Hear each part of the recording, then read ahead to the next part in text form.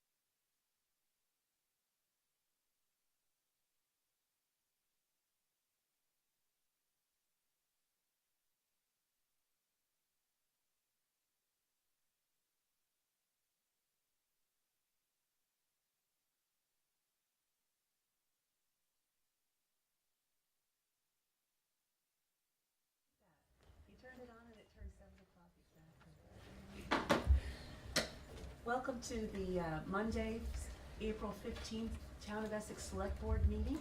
Would you please join me in reciting the Pledge of Allegiance?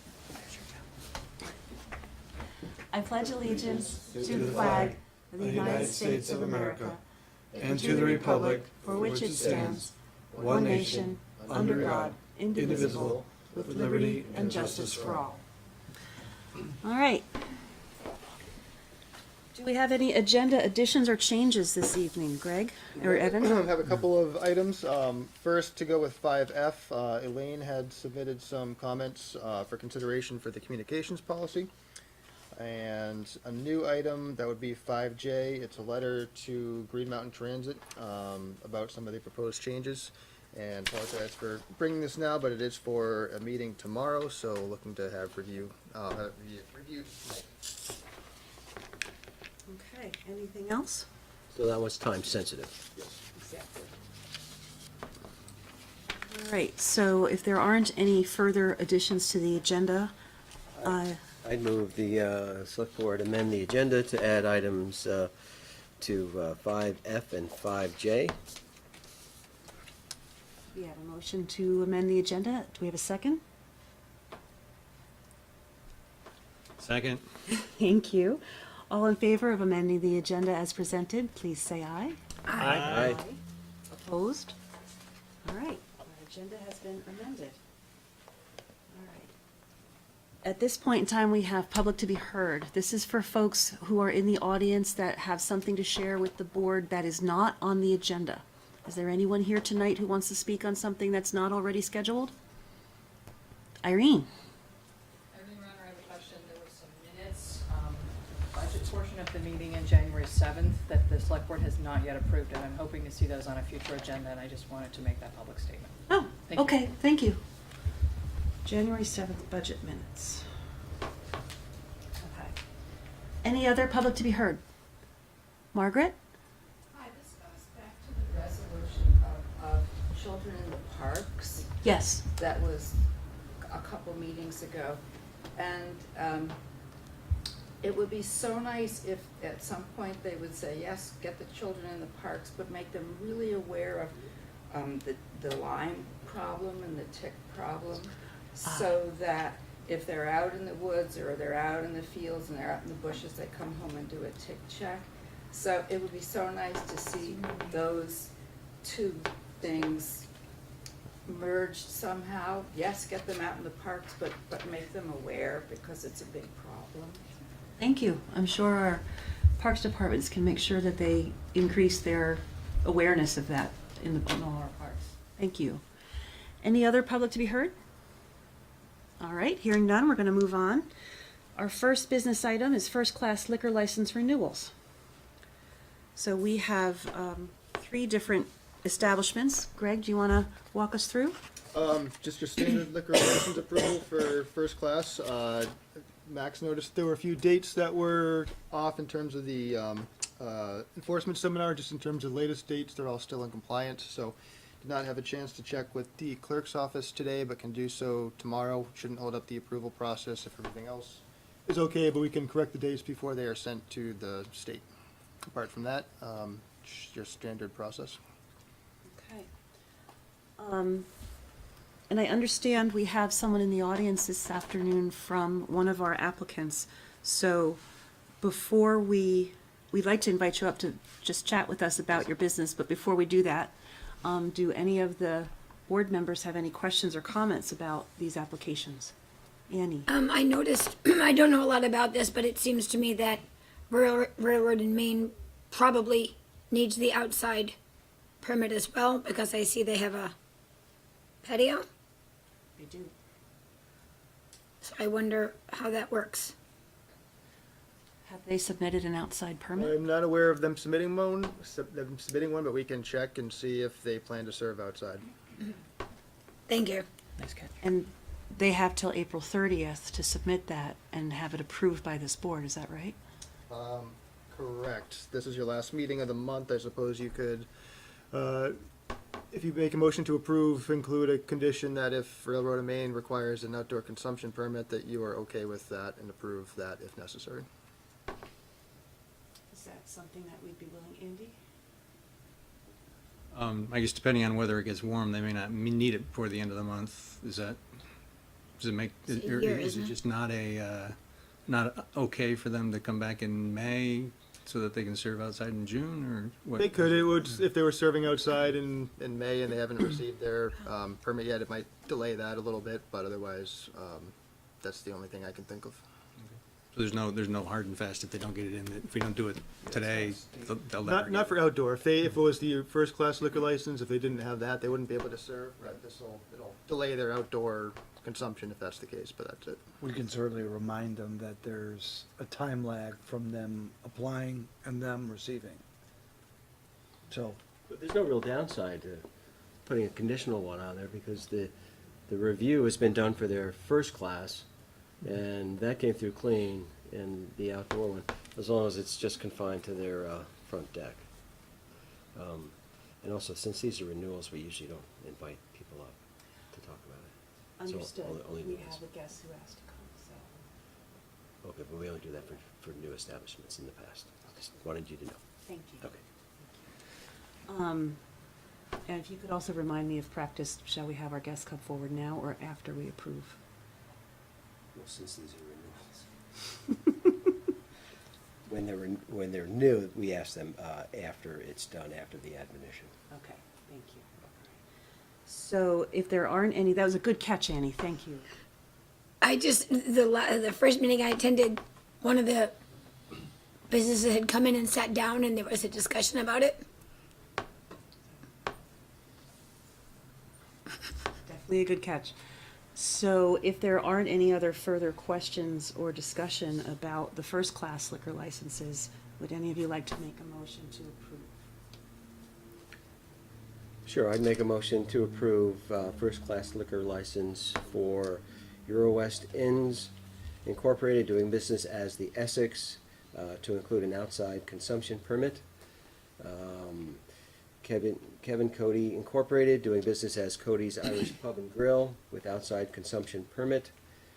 HPR LLC, doing business as Railroad and Main with a conditional outside consumption should they come forward with one that is confined by their front patio. Okay, thanks, Max. We have a motion. Would anyone like to second it? Second? Okay. All those in favor, please signify by saying aye. Aye. Opposed? All right, we're all set with the first-class liquor licenses. So Sharon, Doria, you're in the audience. It's not required that you come on up and chat with us, but if you wanted to just come talk about the Essex Spa, and that's up to you. I just wanted to come and represent the business. I've never been to the offices before, and I know it's not required, but I want to see what went on and made sure everything went smoothly. Thank you. I'm the controller over there. Okay. We normally, well, a new procedure for us is to not have renewals that have no issues with them come to the meeting. It makes it easier for the establishments, but we figured since you were here, you're welcome to have some words. And we usually do an admonition to all of our applicants that the select board takes the issuance of liquor licenses very seriously, and should the area establishments who serve alcohol. We expect you not to serve alcohol to minors nor to anyone who is obviously inebriated. And we thank you for doing business in Essex and wish you a very successful year. So, thank you. So, moving on to second-class liquor license renewal for Euro West Inns. Can I receive a motion for that? I move we approve the second-class liquor license for Euro West Inns, doing business as the Essex. Second? I'll second that. Thanks. Any discussion? I didn't see any issues with the second-class permit. Okay. Anybody else? All right. All those in favor, please say aye. Aye. Opposed? All right. So our liquor licenses are taken care of, and I think that's everybody for the year, right, Craig? For the most part? Okay. All right. Next item, 5C, approve the creation of the U.S. Census Complete Count Committee. Bob Stock of the U.S. Census is going to come talk to us about this. Thank you. What about you? Pardon me? And Jill, will you be joining us as well? You're welcome to come up to the table. Okay, great. If you need me to answer any questions. Leave it there. Elaine, Evan, Greg, members, citizens, thank you. Thank you for this opportunity to speak with you about a very important thing that we do every 10 years. For those of you that are not familiar with it, it is under Article 1, Section 2 of the United States Constitution, and it requires us to count everybody, count them once, only once, count them in the right place, and that's what we're here to do. Myself, I'm a partnership specialist with the United States Census Bureau, and I'm responsible for the state of Vermont. Jill is my partner, teammate. She is with Census Recruiting. So there are two critical components to this, which is one of the reasons we've been discussing with the town about the forming of what we call a complete count committee, which I'll explain in just a minute. But one of the things that we found, because we are a statistical agency, we're able to pinpoint where we think if we were to turn the census on today, where would we have a problem with counting? And we identified in Essex, probably we would get about a 14% undercount if we did nothing. That works out to be, if you do the math, the state of Vermont gets about $2.5 billion and federal funding every year. We have a population of about 623,000 at the moment. If you do the math, it works out to about $4,000 per person. So most of the programs that we look at, such as Medicaid, SNAP, student lunches, Section 8 housing, those that impact the most vulnerable of our population are based, 55 of them, based on the 10-year census. So you get one opportunity to get it right in 10 years, and then you live with it until you take another shot at it. So if we were to do nothing and we got the 14% undercount here, it would work out to be about a little over, almost $12 million a year. And then we would lose that times 10. So the way that U.S. Census Bureau addresses these is we work with the trusted members of the community, which are you all. People that are known in the community that can help us with what we consider the traditional hard-to-count populations. And that's what we've been talking to the town about. So in order to do this, in addition to having the cooperation, we need to have enough people to be able to conduct the census. So nationally, we'll be hiring 355,000 people. It's the second largest thing the United States does other than preparing for war. Thank God that's not what we're doing. But in Vermont, 2,000. So we're not going to get there with a 2.4% unemployment rate, which is below structure, by the way, traditional structure, and 1.5% in Chittenden County. So we're going to need your help with that too, and that's part of what Jill does. There's some material that we left over there that you can take a look at on the way out. These are pretty good paying jobs, and it's an opportunity to be on a federal, get the federal government on your resume. So with that, if I think I've covered it, I hope. If there's any questions or, all right. Yeah.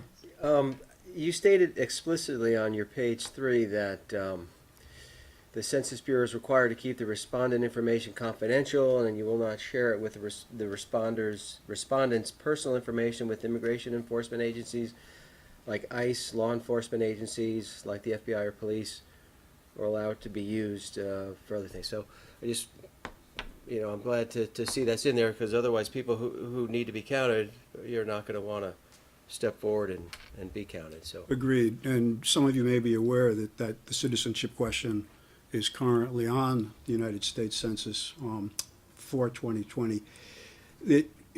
A number of the states, one thing I probably should have mentioned that I didn't, because it's not a factor in Vermont, but the United States 10-year census also determines the number of representatives that a state has.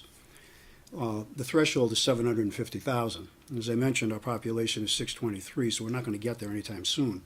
But states like New York, Massachusetts, Connecticut, Pennsylvania, a couple of others, California, are very concerned because they're losing population. So they want to make sure they do count everybody. So the lower courts, 3 of them so far, have said that it should not be on. The Department of Commerce, the United States Census Bureau is an agency of the Department of Commerce. We are not policymakers. We're primarily, with the exception of a few folks like Jill and myself, statisticians and scientists. So what is on the census is determined by the Department of Commerce, the Secretary of Commerce. So the current place where it sits right now is the United States Supreme Court has agreed to an expedited hearing. That's currently scheduled for a week from tomorrow. We have to know because we have to go to print by June 1st. So, and what a lot of people don't realize, there's not a lot of questions on the 10-year census. If you've been fortunate enough to get the American Community Survey, which is done as a sample in every census tract every year, you got about 70 questions. But the U.S. 10-year census, well, it's 8 now. There may be 7 by the time we get finished, so we'll see.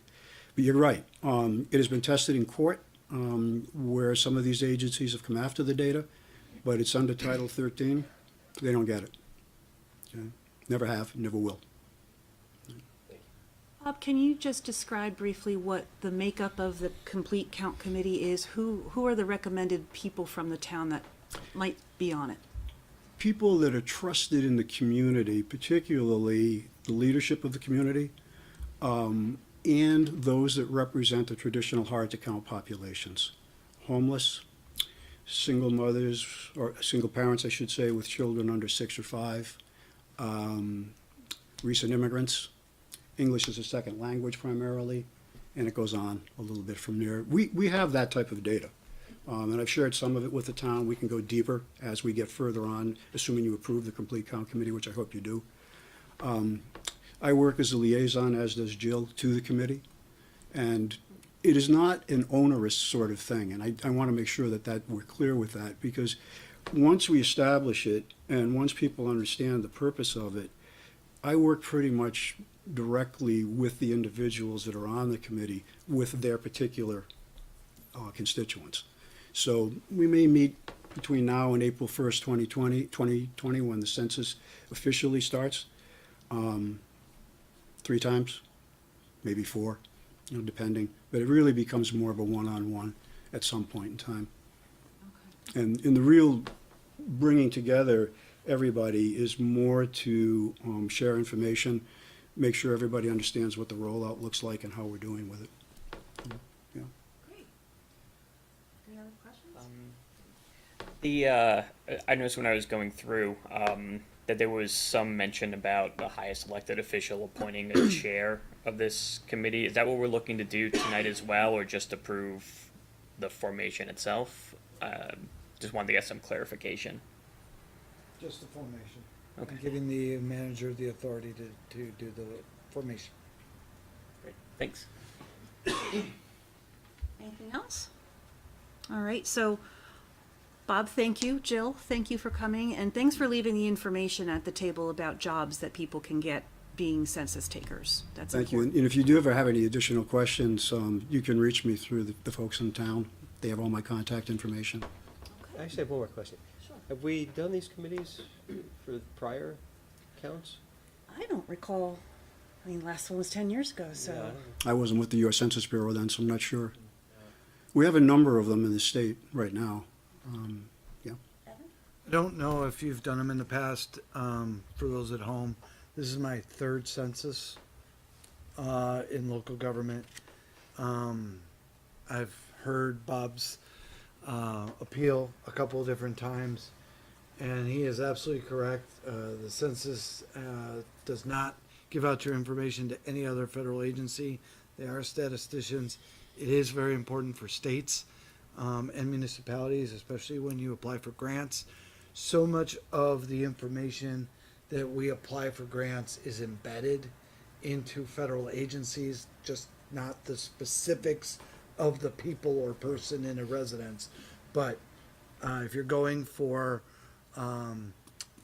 any federal monies that have to do with, say, emergency response, there is some federal data in that review. So it's really important. So I've got that experience. I know what happens when people are undercounted and you try to get federal funds or other funds for programs. It may not be there when you need it. So that's why when he came to see us, I wanted to make sure that, and the fact that they're projecting a 14% undercount, that tells you there is some populations within the entirety of the town of Essex that has got the Census Bureau a little worried, because that does seem a little higher than average. Maybe, Bob, you could touch on what the normality seems to be.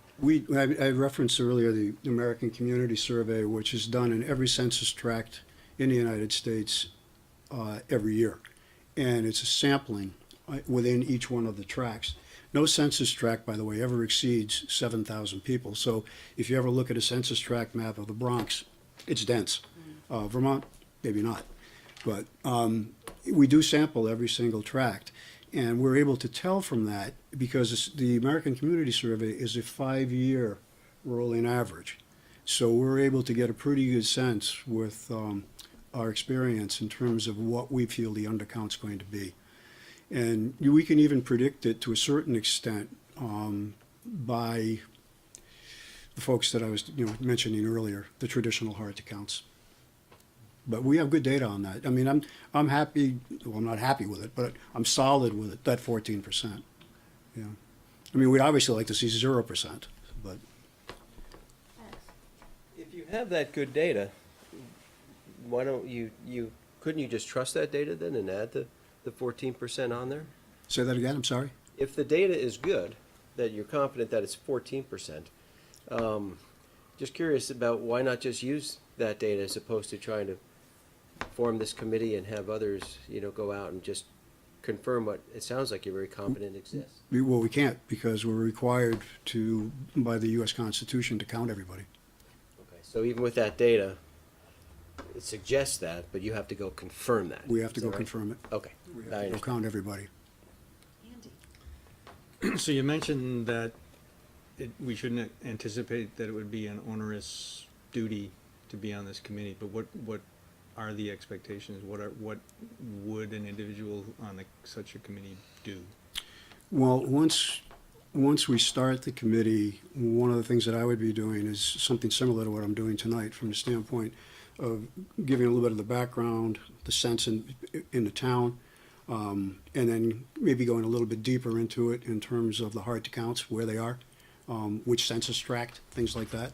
And then working with, let's say, for example, if you had someone from refugee resettlement on the committee, I'd be working with them specifically, maybe helping them, or them helping me and Jill find, Bantu speakers that we could hire as enumerators that could speak to that community. So it's different in terms of whoever is on it. Everyone is approached differently based on who they represent. Right? Did I answer your question? I'm not sure I did. I'm getting the impression that the five of us would be expected to be on this committee. Am I wrong? Okay, I misunderstood when I said community leaders. I guess I'm not, that's fine if that's not. I'm not saying I should be. The expanded definition of community leaders could be churches, Okay. synagogues, Okay, thanks for that clarification. housing saying- authority people that have some connection to maybe these populations. We have a large Somali refugee, Yeah. someone who speaks Somali, and I believe there are several dialects of There are, Somali. yeah. So it's not just one, somebody who can speak to them and get them where they live and get them comfortable with answering the census, because the Census Bureau actually has to count them, and they have to actually fill out the form to be counted. If I understand the law from, Exactly. Yeah, this is one of the advantages we do have this year, is it's the first one where people will be able to respond via the internet, via telephone, via paper, or hopefully we don't have to send an enumerator, but if we do, we will. 12 languages on internet and on the phone, and our everybody, an enumerator, what people usually think of the census, they think of somebody walking around with a clipboard. Well, now they walk around with an iPad, and it's got 59 different languages on it. So hopefully we've got it covered. We'll see. But that's part of what we do with the Complete Count Committee too, because as Evan mentioned, the Somalis, for example, with all of the different languages, we need people working for us that speak those languages. So that's part of the jobs that we bring. Yeah. Andy, on page 16 of Bob's packet, there's a sample makeup of a committee. And it's a whole bunch of different kinds of folks from different organizations, so. All right, any further questions for Bob? All right, Bob, thank you so Thank much. you. Thank you for your time. We have to make the recommendation on forming the committee, so would someone like to make a motion? I move that the Select Board approve the creation of a complete count committee and authorize staff to form said committee. All right, we have a motion. Can there be a second, please? I'll second. Any second? Any discussion? All right, all those in favor, please signify by saying aye. Aye. Opposed? All right, we're good to go with that. Thank you. Thanks again, Bob and Jill. All right, now we're on to item 5D, warning the public hearing for FYE 2020 water sewer budget and rates. Aaron, would you please join us?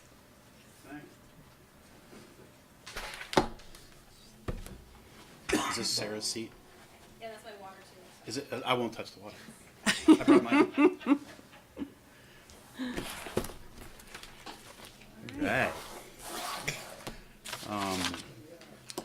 Before you tonight to present the fiscal year 2020 water and sewer budget. I'm going to start off by kind of explaining where we're going to go tonight. We got three things we're gonna wanna do. We wanna discuss the proposed budgets for both the water and sewer and what their impacts are. And then we're gonna briefly discuss the proposed rates and how these budgets we're proposing this year are going to reflect in those rates. And the board will warn a public hearing for May 6th for presentation to the public of the budget.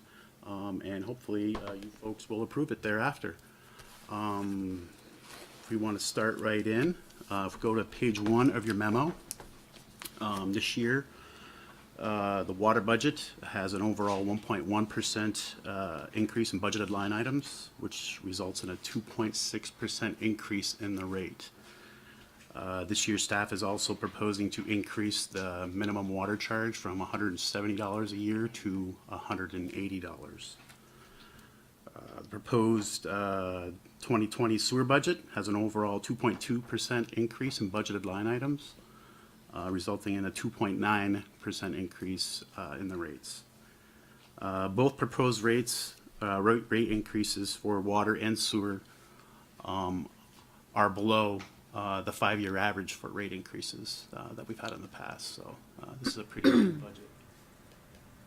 Page 2 kind of goes over some of the major impacts to the budget. We're continuing on completing the water meter installations throughout the community. We're almost there. System stabilization, setting aside money for future costs, and reduction of unaccounted for water in the system. If you head to page 4, actually, once you head to page 44 of the budget, I put a list, a spreadsheet in there for you folks. Basically kind of goes over all the meters we've completed to date and the meters remaining. We have one development in town remaining to get switched over. That's the Meadows Edge development. I've started to send out letters to these folks. We'll likely have about 100 to 150 additional meters installed by midsummer, which leaves us about 100, 150 meters left to install. And that gives us a 92%. What kind of savings is that gonna, do you expect that to bring in water savings for an accurate reading? A more accurate reading? Savings for whom? Well, I guess for accounting for water loss, how much of a reduction of, water loss do you think that will account for? Well, as meters get old, they usually read in the favor of the resident or the customer. These newer meters, I don't know how much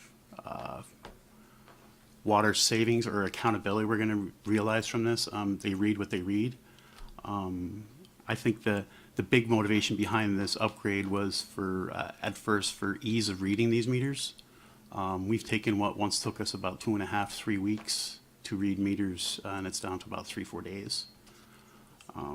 And this project started, as you know, Max, about 2010. We've budgeted well over $1 million investing into this project. And that kind of segues into something else I wanted to discuss here tonight. In addition to the meter upgrades, we're looking to purchase a software system called WaterSmart. This software is a cloud-based software that kind of acts as a portal for our customers. Gives them the opportunity to do online billing. We can push notifications out through these folks. It kind of gives the customers the ability to realize some of these benefits from the new technology we put in, rather than just us reading meters and decreasing the amount of time it takes us. Being that one of the major impacts, I think we've raised the budget about $8,000. This was the meter replacement line item this year to account for some of those costs.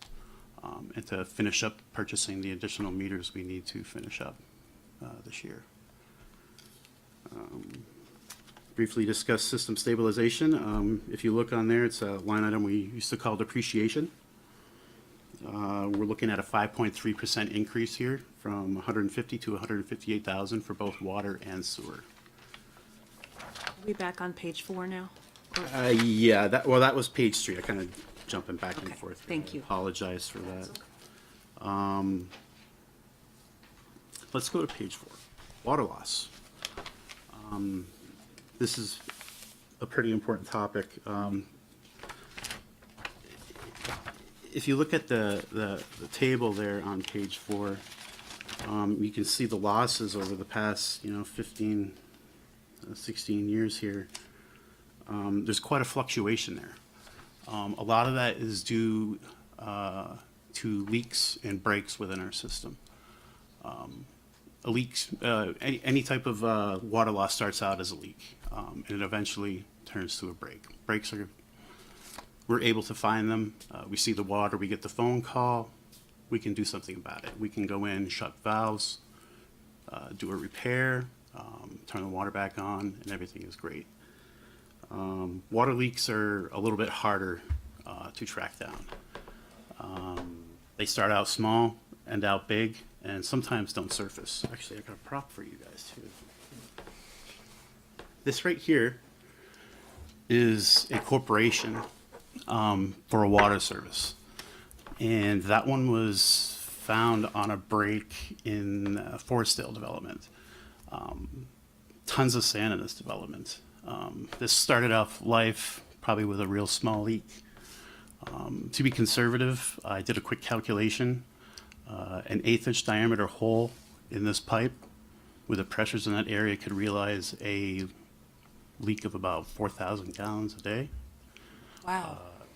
That's 1.5 million gallons a year, which constitutes about, at current rates for purchase of water from Champlain Water, you're looking at $3,500. It's substantial. We don't know how many of these we have. We hope we don't have very many. But the one single break we had this past winter was a total disconnection of a service.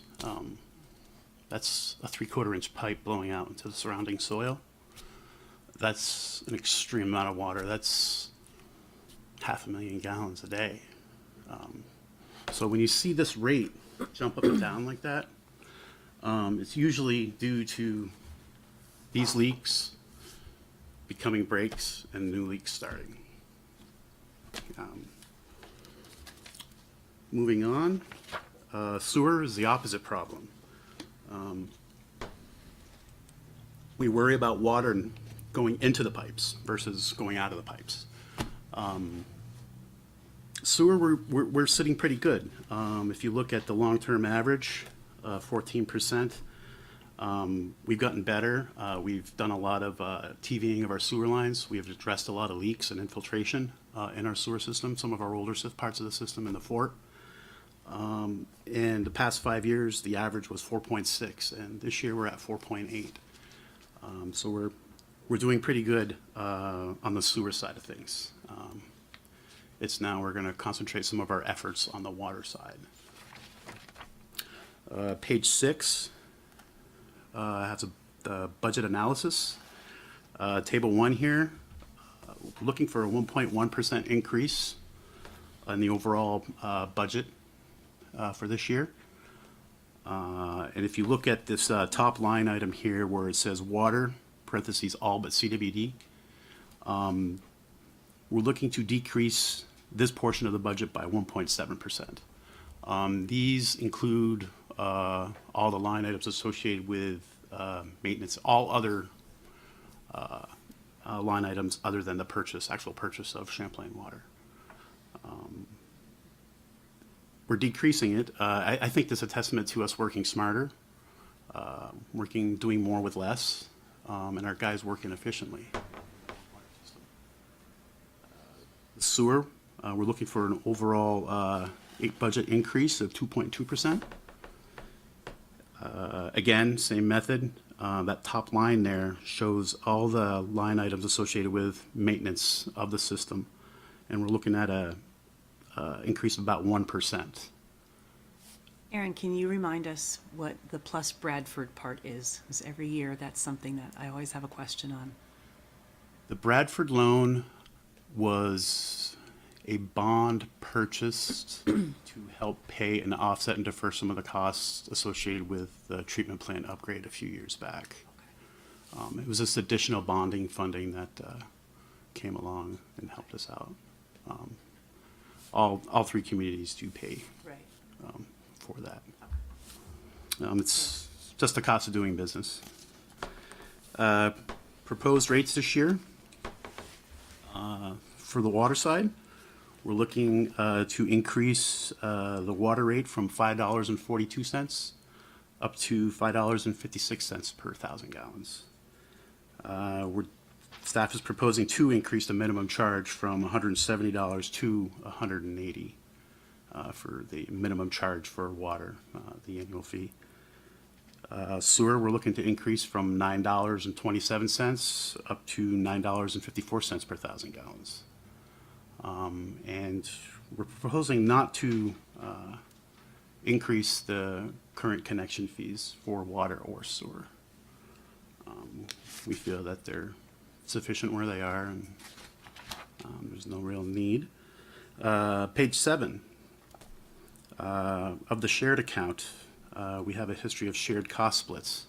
Over the past 4 years, we've been going with a 58-42 cost sharing split between water and sewer. This year, we adjusted it slightly to a 57-43, and we increased the sewer portion slightly due to treatment costs. They are going up.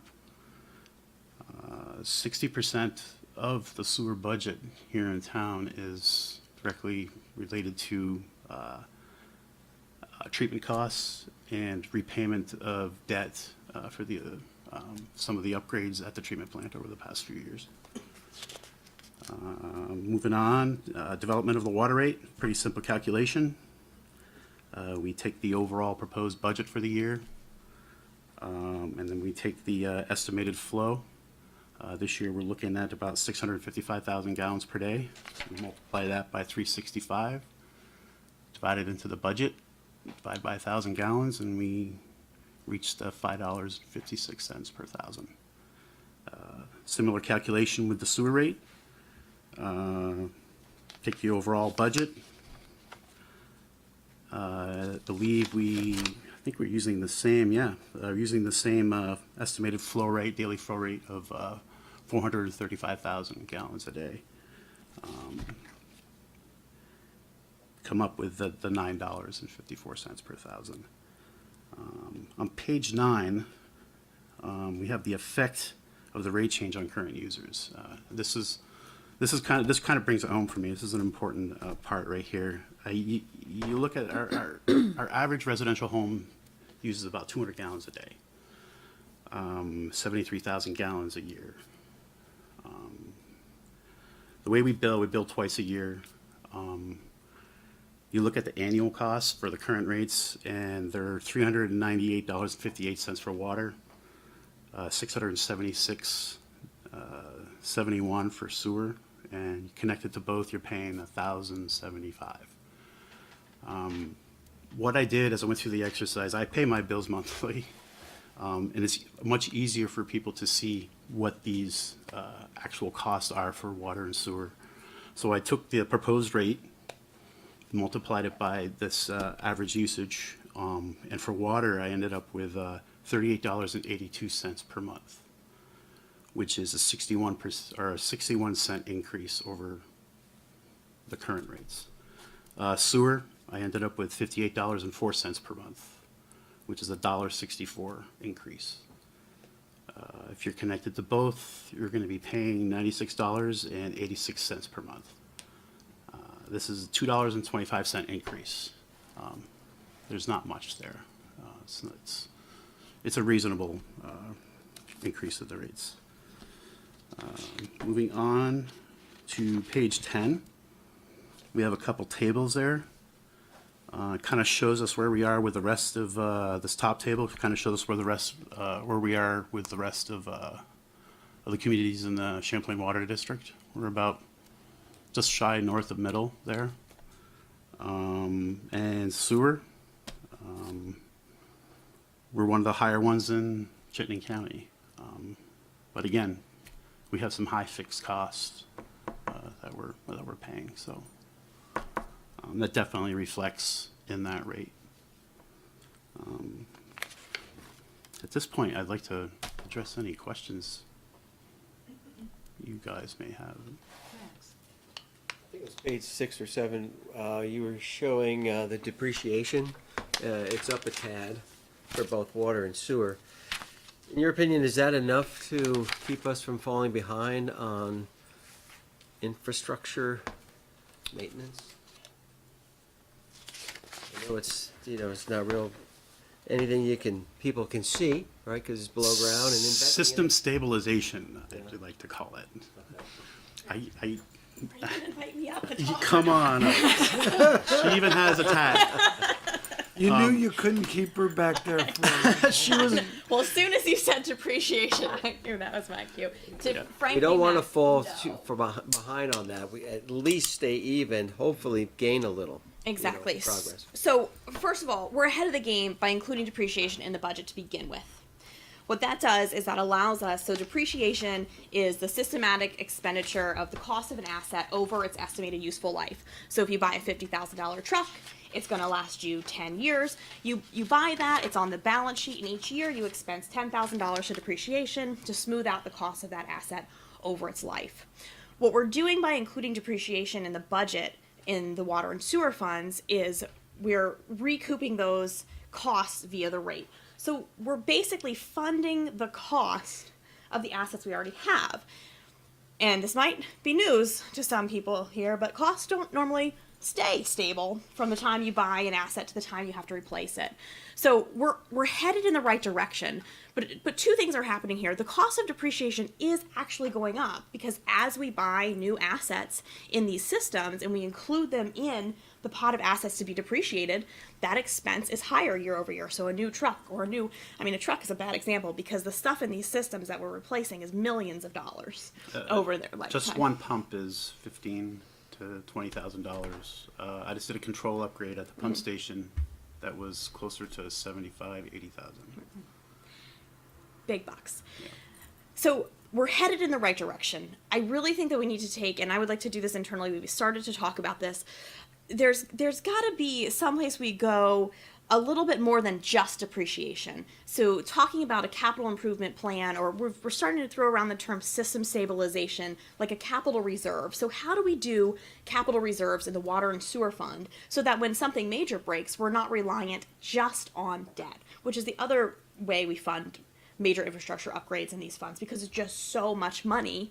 And we also have to balance cost to, so who should be paying for this? Is it the current users who are using the system, should be putting the cash aside now as we go?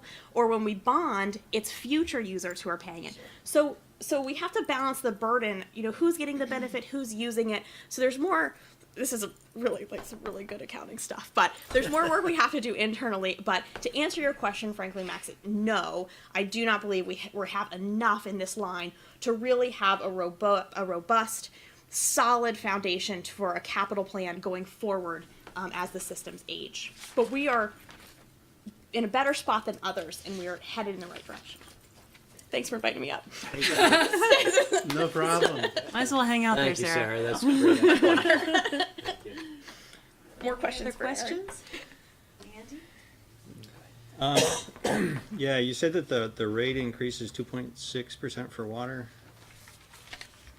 Is that what I? The rate, yes. Yeah, the rate. So, except for anybody who's paying the minimum, it's almost 6% increase for them.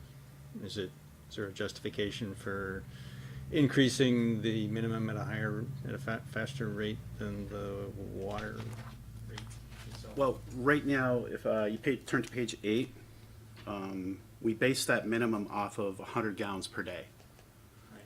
So if you multiply that by the current rate, that puts us up around 203. We set it at 180. It's kind of on the lower end of that.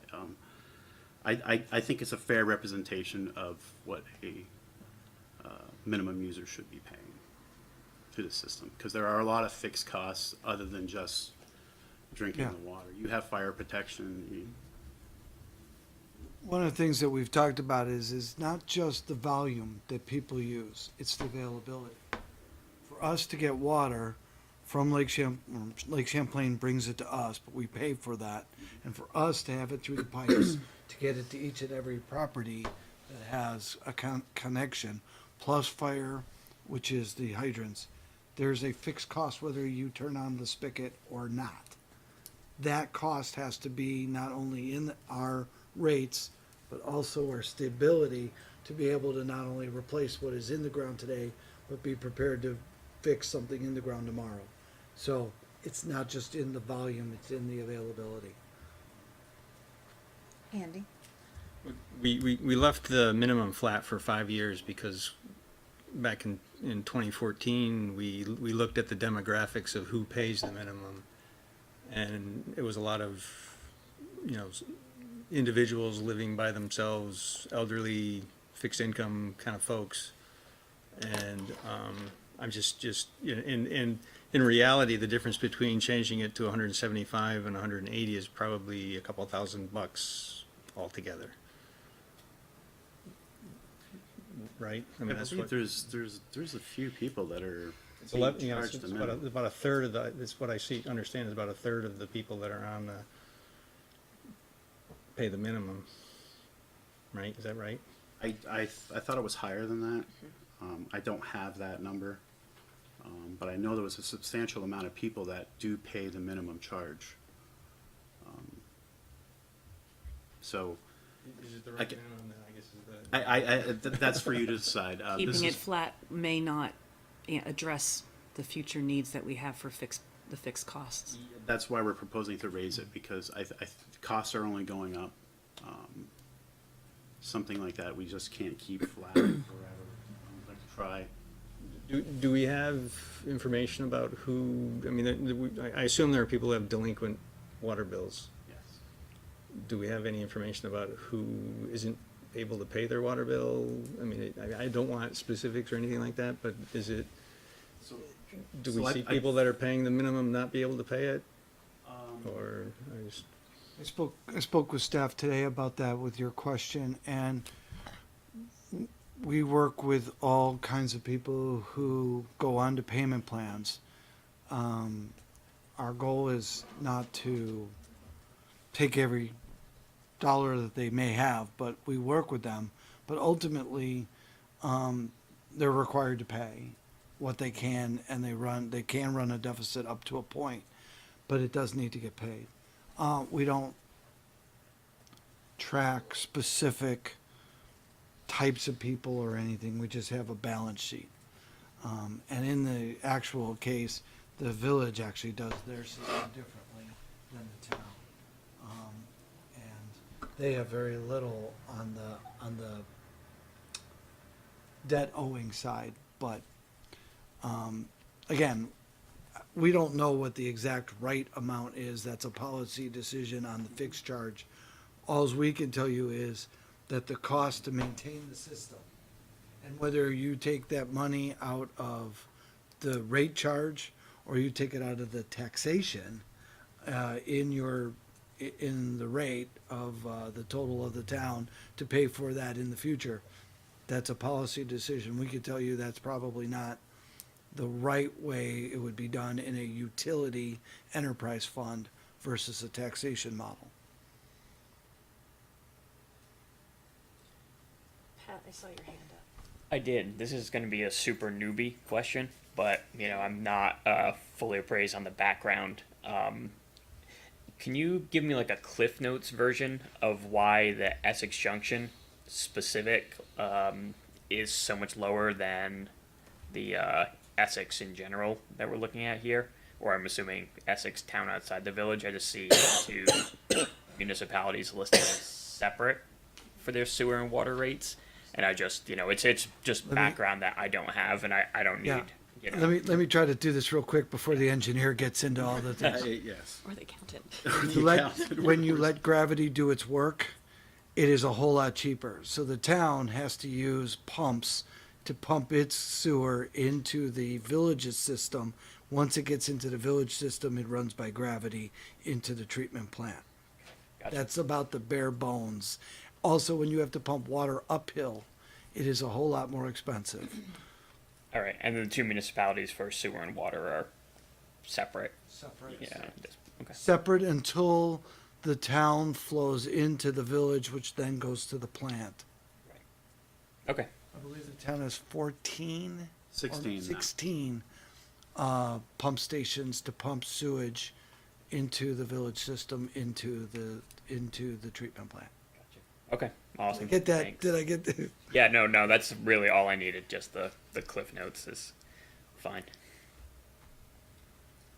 Max. So years ago, we were dependent on users of water, for example, in order to sustain the budget. And in years when it was wet in the summer, then less water would be used, so less came into the budget. But there are a lot of fixed costs, and I think we've been shifting, right, to get it more of the fixed costs as part of this budget. And the user part is a smaller, I mean, that's a variable, but it's a smaller percent, I think, It's a isn't it? smaller percentage, and if I'm just going to speak frankly, at my opinion, I think eventually we are going to be migrating to some sort of adjustment in our rates on how we budget. I do see that there is a lot of fixed costs, as Evan was saying earlier. The water needs to stay on, and that has a cost associated with it. Not necessarily the volume, but the people there to maintain it and operate the system, both systems, sewer and water here in town. So there is a fixed cost associated with this utility.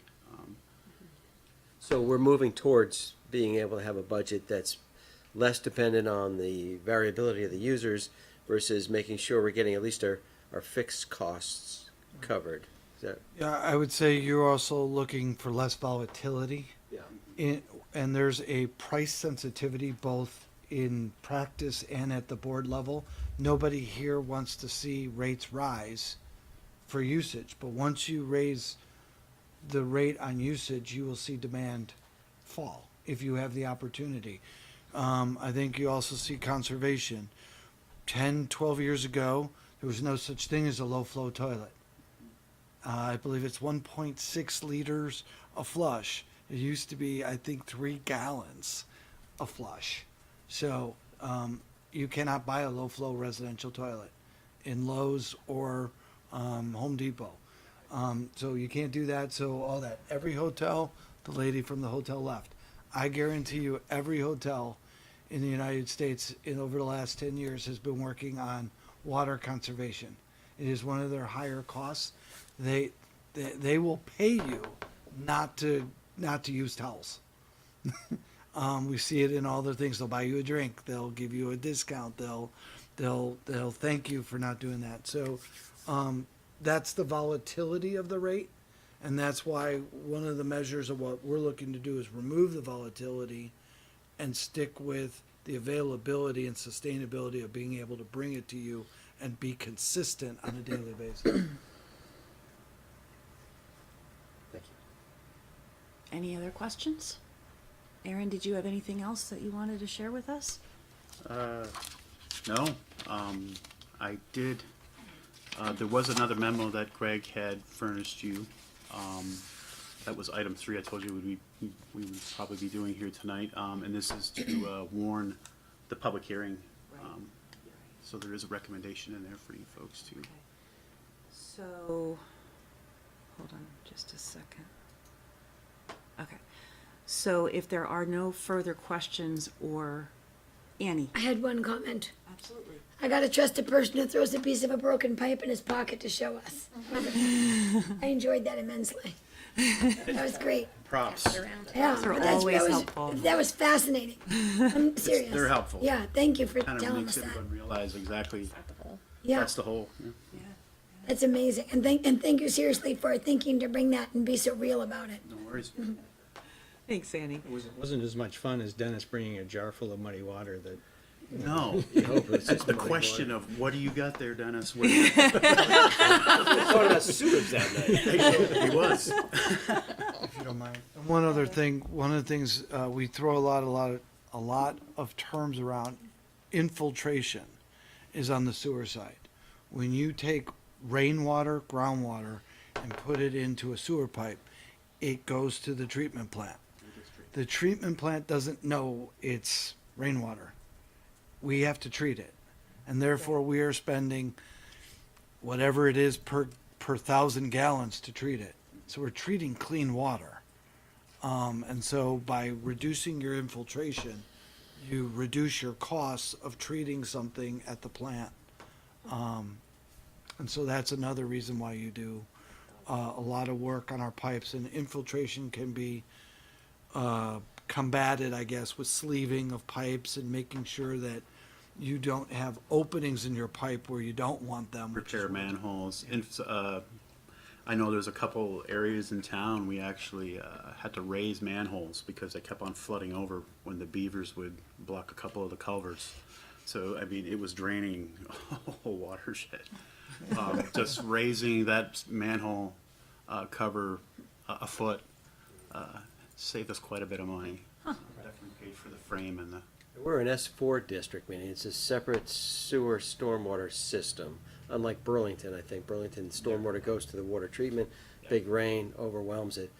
But our stormwater goes right into the river, or right into the creeks that go out to the lake, and that's why we have a separate stormwater plan to address that piece. But we just want to make sure it's clear to the folks that we don't treat stormwater in our water, in our sewer system. Not on purpose. So, except by infiltration, which we're trying to reduce. And so for the select board, the staff takes a lot of pride and a lot of effort to try to keep these in a better balance. And so when you see water loss under 10%, you know your staff is trying to find leaks. You know they're trying to find places that, because we have to pay for the water to come here. And so buying water and then losing it before we sell it is a bad business practice. And then taking in more water than you sell to treat is also a bad practice. So we try to keep both of those ratios well under double digit. Bottled water contributes to that too. Probably does. Because you're thinking water that you didn't buy. It probably does. From CSWD down into your. But you have to drink a lot of 12-ounce bottles to get to 1,000. Or one I was just gonna make a motion. Be careful, I should hide that, right? Yeah. Being the representative for Essex, I should probably hide it. All right. I'd like to move that select board warn a public hearing for the FYE 2020 water sewer budget and rates for May 6, 2019 at 7:05 p.m. We have a second, please. Second. Any discussion? All in favor, please say aye. Aye. Opposed? All right. Aaron, thank you very much. Thank you. Thanks, Sarah. Thank you, Appreciate it. Sarah. Sarah, You're thank you too. welcome. Aaron, would you like to stay for Sarah's presentation? No. The more the merrier. All right. Any props? I do. When you purchase a new pipe, you need to go through Sarah's invoice. That's right. I'm actually going to slip a few things. I'm going to invite, so this is our Assistant Finance Director, Courtney Bushy. She's going to join me up here. Hello, Courtney. Has been here almost 6 months now. It's hard to believe it's been that long and it's gone by that fast. Courtney and I worked together in the city of St. Albans, where we were the first municipality in the state to implement this particular system. So the first municipality to move from a paper accounts payable invoice approval process to a paperless process.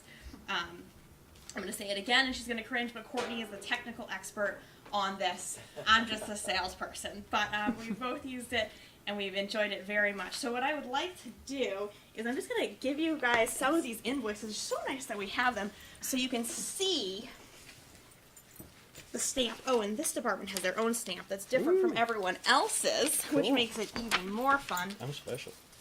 So you can see what I'm talking about. Thanks. While I'm talking. I'm good. I've seen them Are every you day. sure? Every day. Greg, you can use it. I'm going to steal this, actually, for a few minutes as well. Please. That's okay. So, There's a coup. She took the mouse. I did it. Sorry, but he still has the keyboard. Stop it. All right. So, good evening.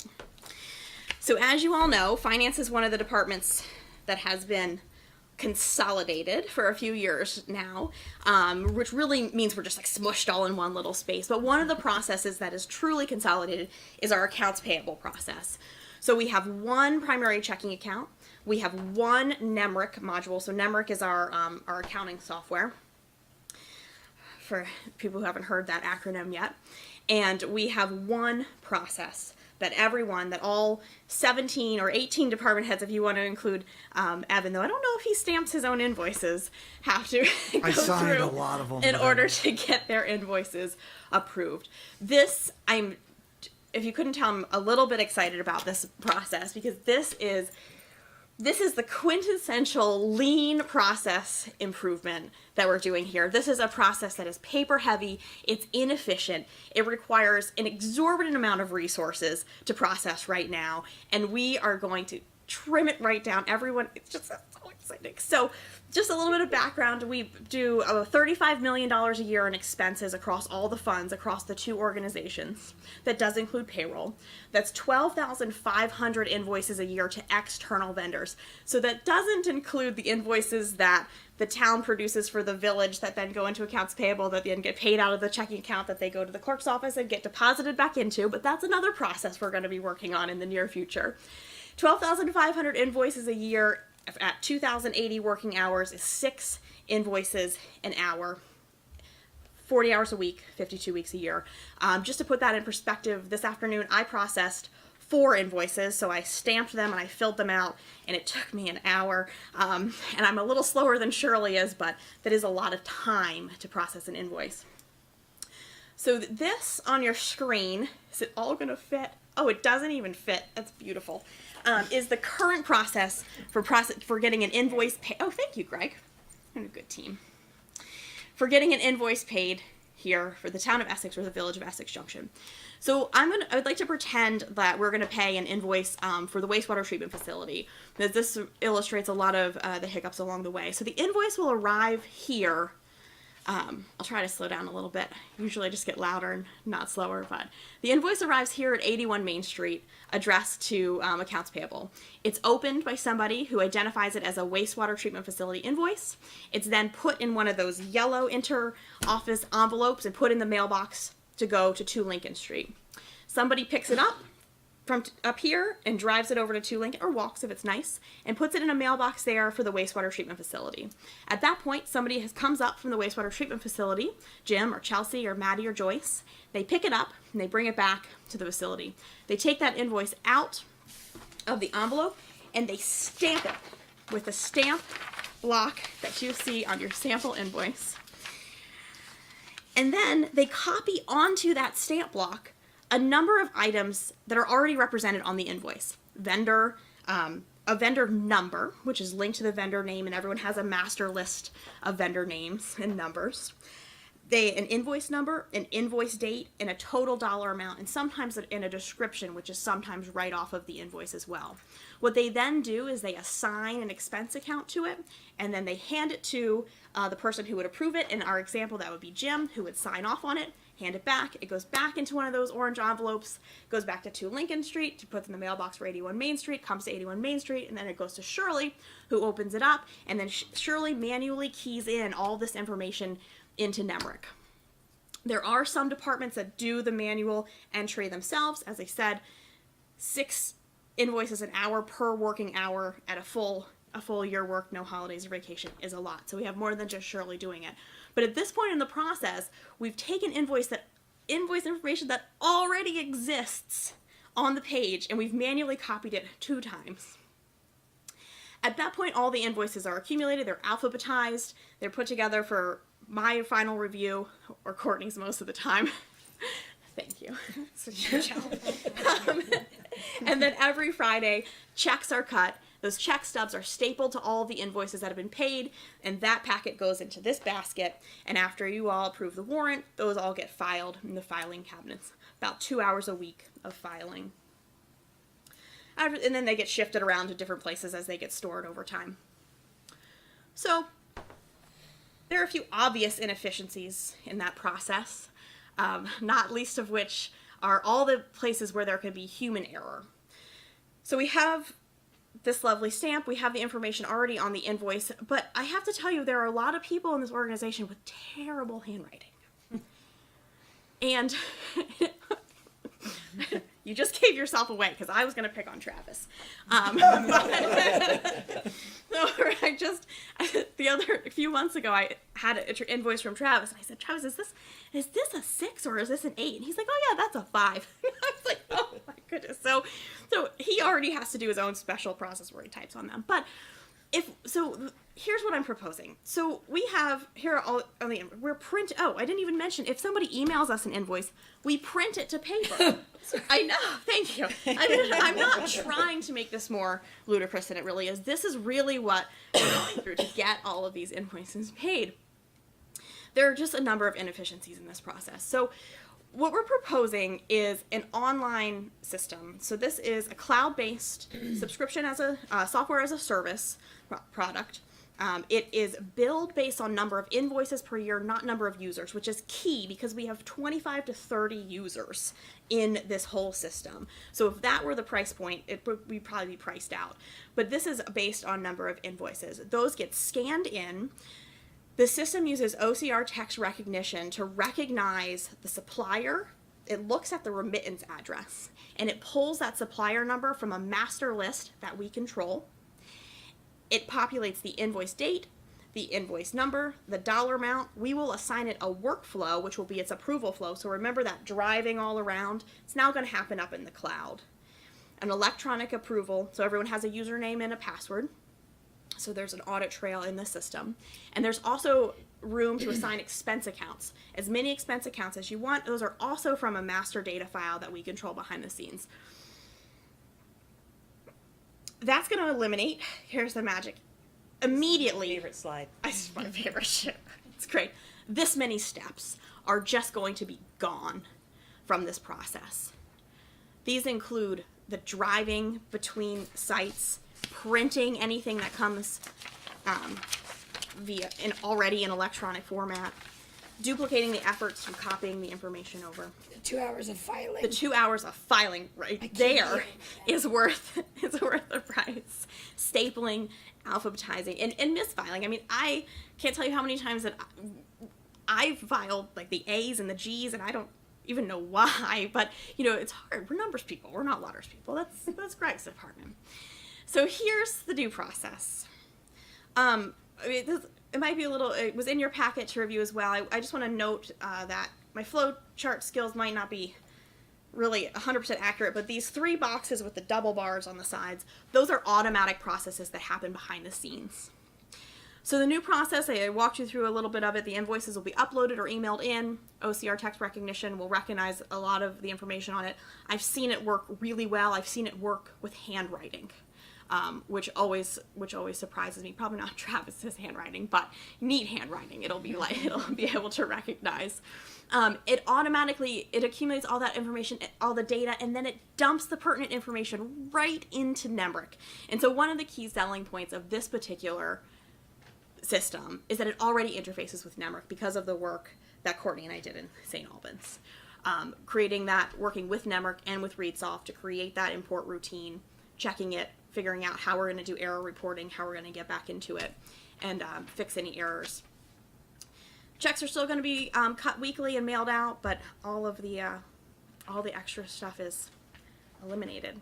Still get a check warrant list. You'll still get a check warrant list, and you will all have access to the system because it's also a document storage system. So if you have any questions, you can log on and you can review invoices. This brings me to some of the other benefits. The auditors can do their invoice testing remotely. Every time anybody needs to pull an invoice for a grant, Aaron, I don't know how many times you've had a grant that you've had to get the invoice from Chris and make a photocopy for yourself to then send in, or then you send it in and I say, hey, you forgot about these few legal invoices. But those are all going to be right there. I don't have to go get them and photocopy them, dig them out of the vault or the tree farm before sending them in for requisition. It's keyword searchable, so if there's a certain invoice for something or a certain vendor you want to look up, you can keyword search, and all the information is in NEMRIC as well.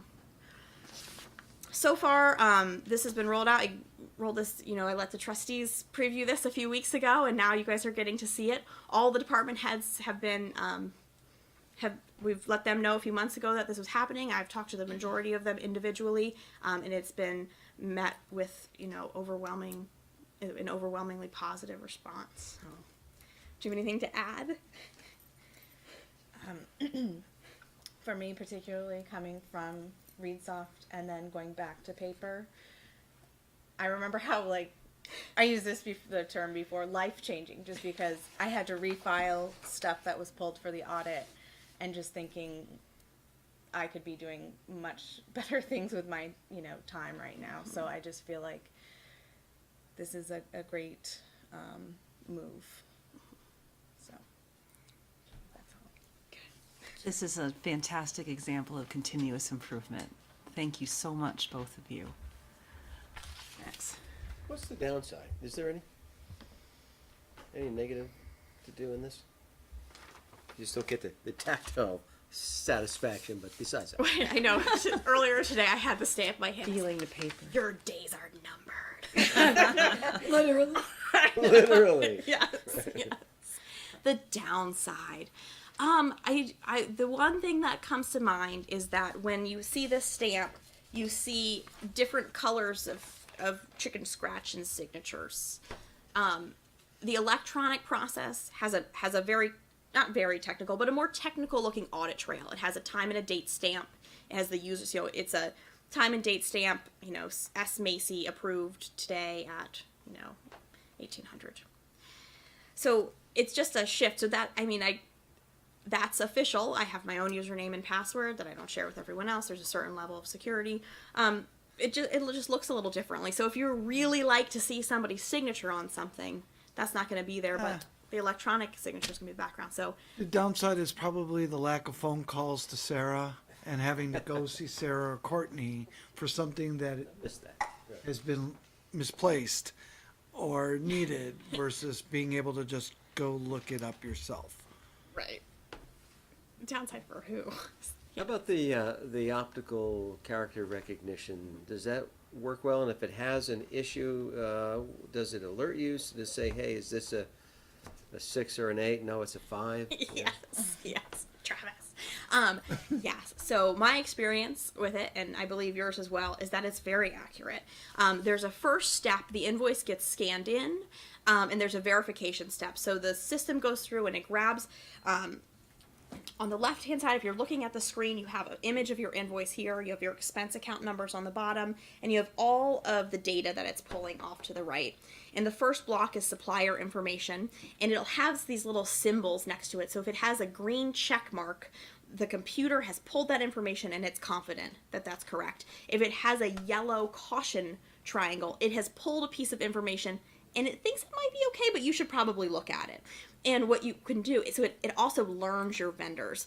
So you can say, well, that's not quite the invoice number, but hey, I'm going to click here and I'm going to highlight where the invoice number is. And it's going to learn that, hey, every time I hit Ace Hardware, the invoice number is actually 1 inch from the top right-hand corner, as opposed to, the bottom left-hand corner. And over time, it learns that. And it remembers the expense accounts you used the last time, which will help. That would have helped me so much this afternoon.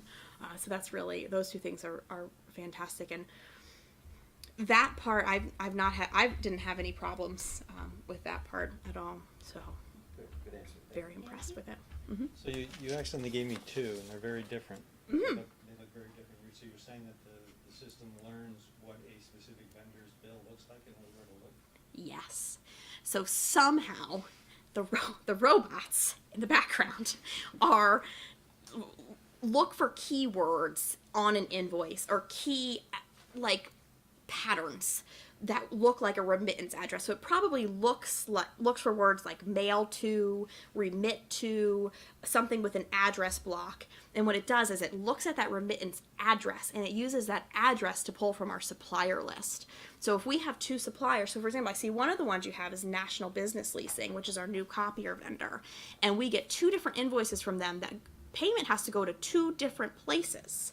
So the system is going to look at those remittance addresses and know that this is National Business Leasing vendor 1 and this is vendor 2 because it's looking for that remit to block.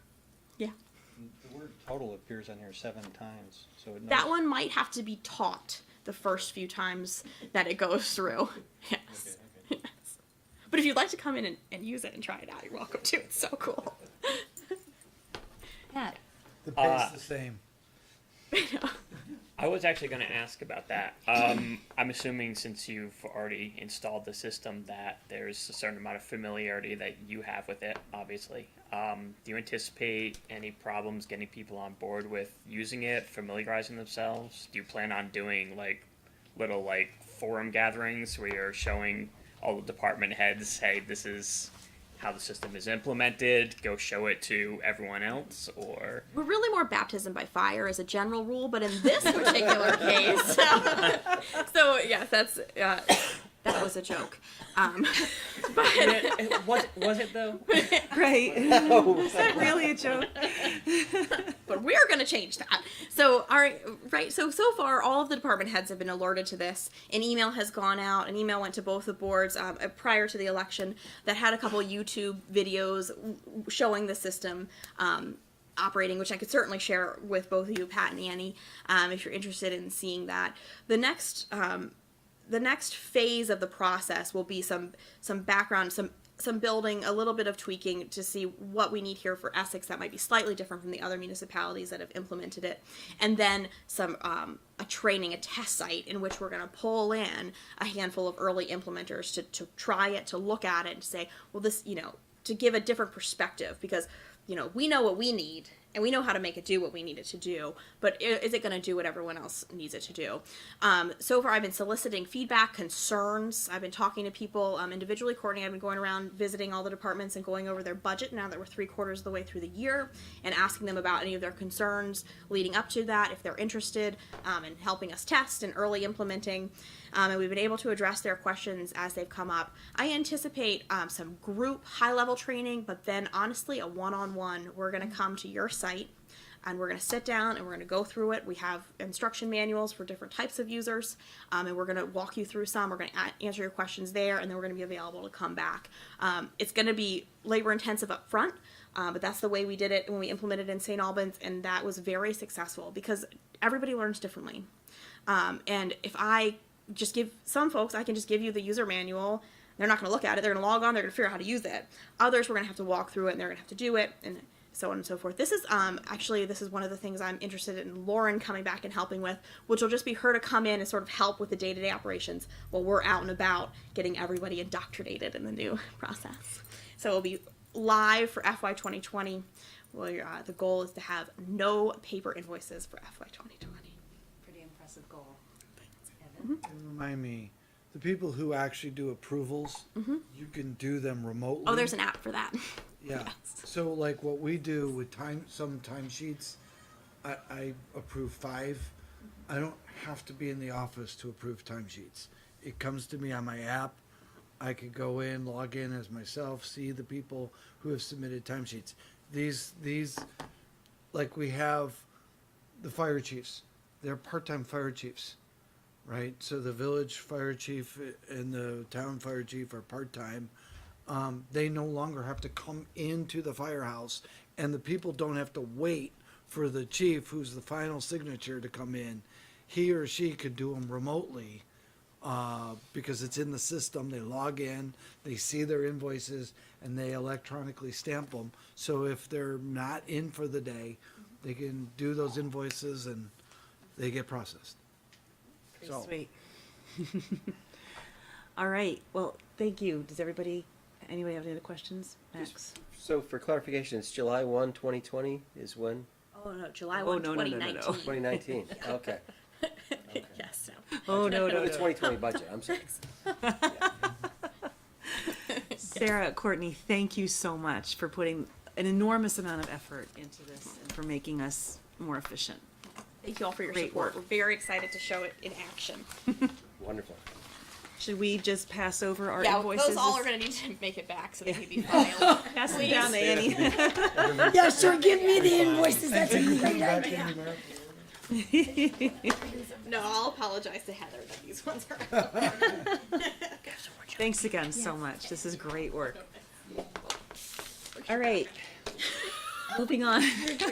Item 5F, adopt revisions to Town of Essex Communications Policy. And just to remember, we have an agenda addition. One of our items is a document that refers to this agenda item. So Greg, do you want to open it up for us, please? Sure. So there's been talk about the Select Board's communications policy, bringing that back to you. It's actually something the board had started to consider changes to back in 2017, and then for various reasons, they just never fully got implemented. So still been operating under the 2015 version for the past 4 years. The version in your packet had some of the proposed changes from some of the proposed changes from 2017. Bringing them back to you tonight and looking to take any comments, feedback, discussion to see if this is sufficient or if there's other changes that are desired, and go from there. So, the document that we added to the agenda is revisions that I am suggesting. I read the packet and I looked at these additions to the policy, and I was not on the board when you made these recommended changes and then didn't adopt them. So as Greg said, we're still operating under the 2015. So what I did was I took in our packet, there's a redlined version of the policy, and then there's a clean version of the policy that accepted all those changes, right, Greg? So I took the clean copy, and then I further edited it, and that's what you're holding in your hands. And the blue text are my suggested edits. So we can go through the entire document looking at the redlined version, or we can go through it and look at this new edited version. It's up to you, but I would like an opportunity to explain why I made the edits I made. Annie? I accidentally gave Sarah my paperwork. It's been filed. It's been filed away. I'm reluctant to really dig in here. Greg's gonna go grab it. Would you give her Was yours? it, did it have your notes on it, or is it the black? Let's start with that. And then when Thank you. Greg returns, It's halfway to St. Albans. you my can guess have is. his. Okay. So, the first, what is the board's preference? Would you like to look at the initial redlined version of the policy that's in the packet and go change by change? Or would we like to just acknowledge that we've received some additional edits and then table this conversation for the next meeting? I would propose we go through what was in our packet, Okay. because everybody's reviewed that. Yeah. Have that discussion, and then you could fill in maybe some additional comments after we kind of go through those. Absolutely. sense? That would be fine. Andy, would that work for you? Yes. Okay, great. So then let's all make sure we're on the redlined copy of the policy in our packets. Does anybody have any comments or questions about, let's go like section by section. The first opening paragraphs, there's one edit. Andy? One of the discussions that we had previously was whether or not the select board can establish a policy that affects staff. Since there's an employment agreement that the staff are held to, and contracts negotiated by unions and so forth, I'm not comfortable that we should have, especially the line item in here about possible termination. I'm just concerned about there's a couple of different, the first paragraph, there's a couple sections that include stuff that affects staff. I'd like to strike all of those, but I'd like to suggest striking all of them. Evan? We agree. We think board policies should be separate from staff and employee policies. Policies that affect employees should be in the employee manual and should be also then in contract form, not in adopted policy that can change. So where I see that is in the first paragraph, it says as well as staff at Strike the that. end of the first sentence. There's in the public communications section, there's a staff section again that says staff must provide accurate, blah, blah, blah. I think that should be taken out. Can we go section by section and address that as we go? Would that be okay? Suppose we could do it that way too. Yep. Because I think there's some other changes you'll see in the edits that I submitted as an agenda addition that might impact that conversation a little bit. Okay, so the first two paragraphs of the policy, Andy's suggesting that we strike the phrase "as well as staff" in the second line of the first paragraph. And then in the second paragraph, there's an addition on social media in the first line. We all good with that? Okay. Any other comments in that section? Okay. So the second section, public communication. There are no edits to it until the fourth paragraph, which is entirely, excuse me, slow down. I would like to suggest an edit to the third paragraph of this section. If you look at the pages that I brought to the meeting, the last sentence of the third paragraph says, "At no time should a majority, 3 or more, of select board members have a discussion via email regarding town business." I added to that, I put if you look on the second page of the agenda edition, I added a sentence in front of there, and then I added some details after. And the purpose for that is to explain the importance of the not having a conversation of more than 3 members via email, but also to indicate that there are certain topics that's allowable per Vermont statute. So, is that up on the wall, Greg? Can you put up the agenda edition document? There we go. So, I added a sentence, "Select board members and staff must be mindful to prevent email conversations from inadvertently violating open meeting law." And then there's the sentence in the text, "At no time should a majority, 3 or more, of select board members have a discussion regarding town business." And then comma, "with the following exceptions as set forth by 1 VSA section 312G." And then the bullet list items are all the times when you can have a conversation that's not considered violating open meeting law. I thought that would be more specific and provide more guidance for select board members, so I'd like to hear your thoughts about that. What if the 1 VSA section 312G changes? That's gonna require us to go back and change this policy. Does it make sense to say including but not limited to, or something like that? We could change, instead of saying the actual citation, we could say as set forth by Vermont statute. Well, I think pointing to the actual statute is good. I'm just saying that if the statute changes, we have no choice but to change with it, and Yep. that would require this to be updated. So I'm trying to see if there's a way to be able to make it so that as that changes, we're educated, but we don't have to necessarily update the policy. I'm not sure how to do that. Yeah, I don't know what to tell you on that. Annie? What if you said as set forth by 1 VSA as of? And then let it stand.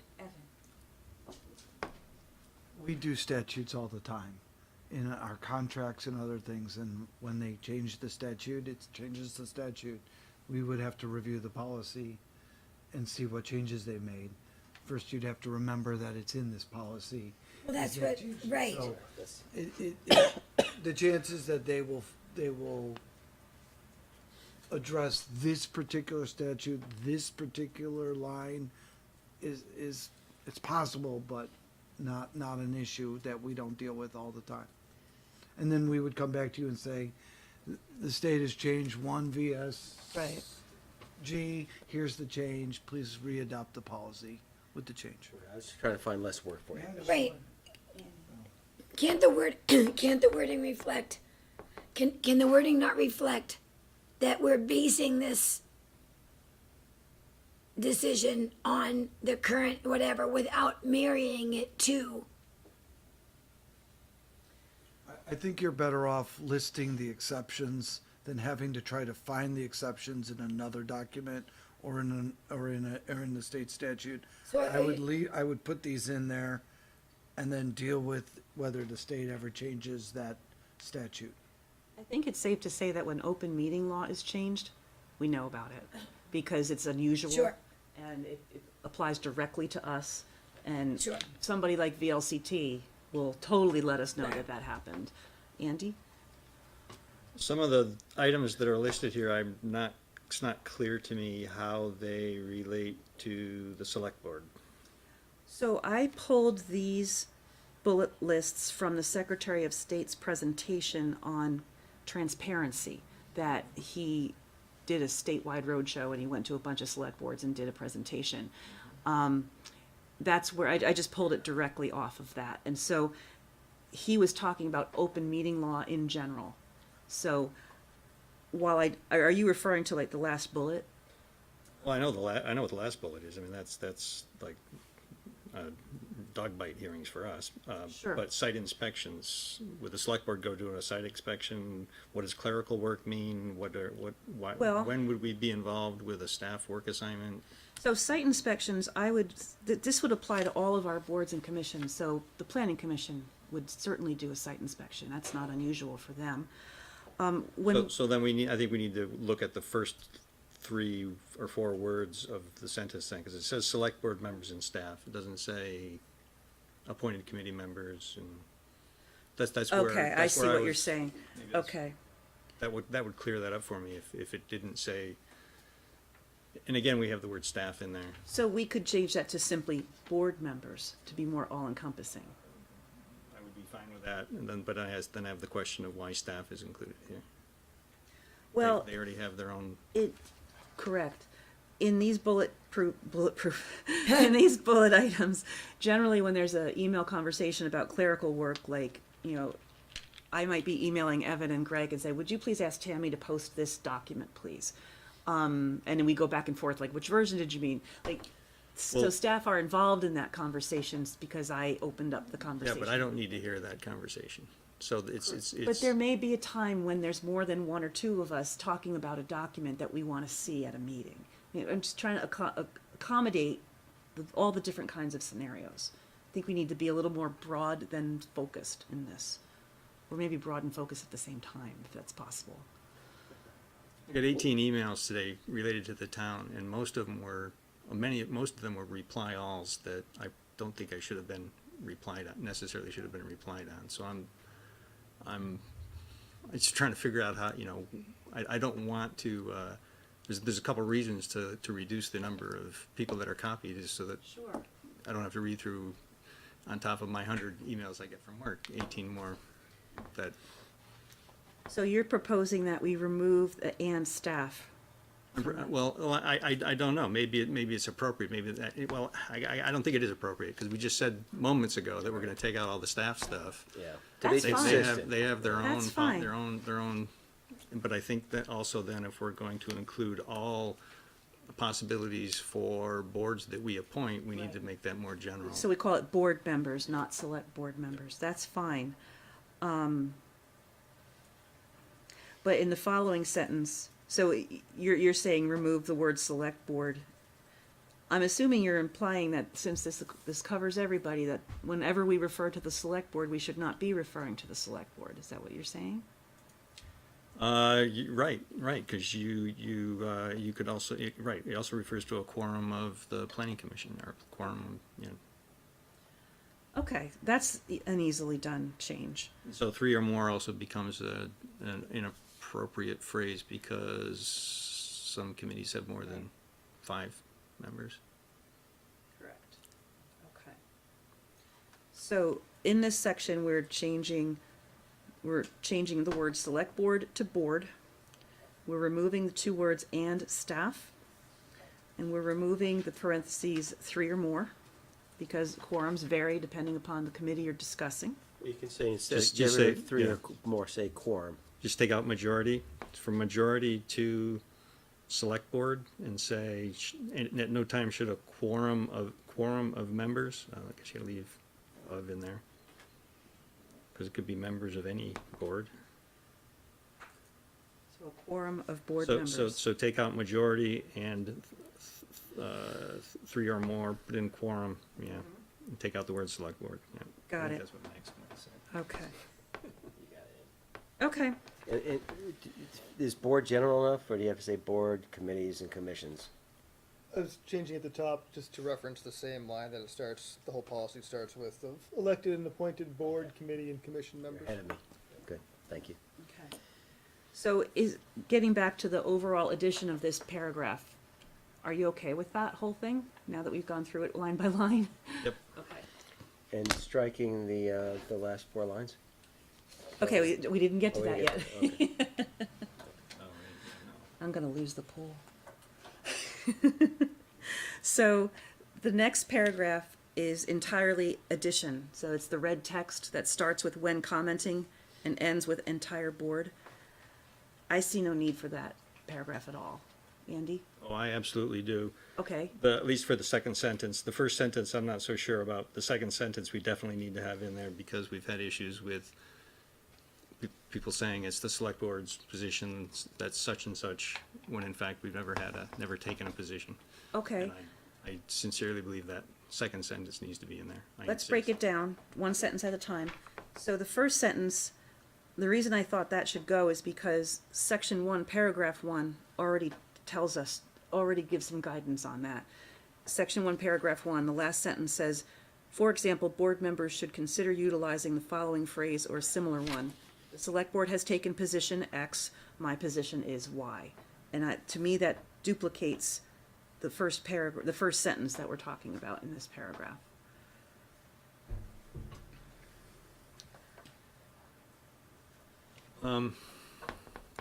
If I may. I can see where the concern for that wants that first sentence to be in there.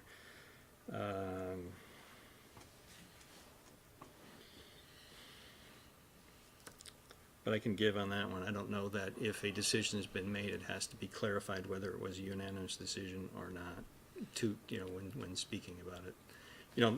That would require you to say, it's the select board's position, but it was only a 3-4, it was a 3-2 decision. I feel like Mine is this. that's very, very prescriptive, and a policy, we're trying to go for guidance and not dictation here. Yep. Max? Yeah, I would say that if the board made a decision and it passed, that means at least 3 or more did it. Right. That's the board's position. The vote Right.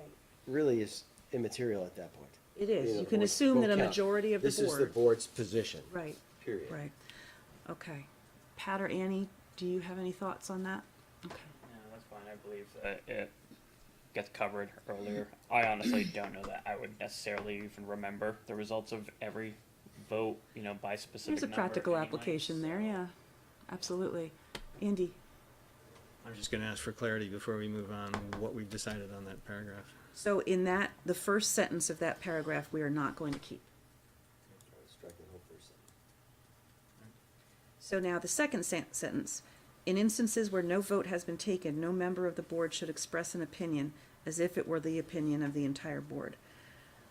My question on that is, I guess your concern obviates my objection, because this seems common sense to me, that it's not okay to speak for the entire board unless you are the chair.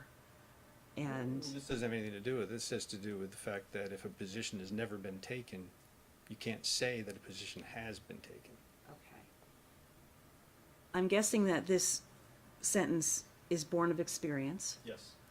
And so I don't know how rare or frequent that experience is. But it's an important issue, it's an important concern that, So, please do not misrepresent the, okay.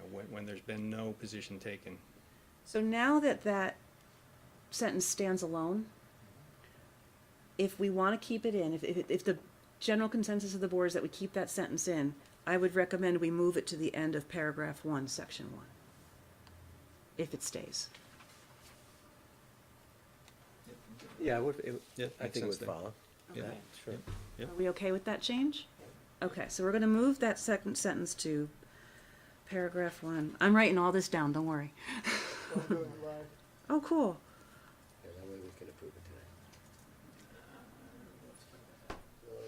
tonight. Here, after this One thing at paragraph a right time. Yeah. That's right. here. And I hate to draw out the conversation, but this last section, we're talking about elected and appointed board, committee, and commission members. This is under the select board section. So Oh, this could good be point, Greg. select board. So that's specifically for the select board, that section, Andy. But the content should apply to everyone because it's open meeting law that we're discussing. So you can add that to this appointed section. Even though it's duplicative, I would rather do that.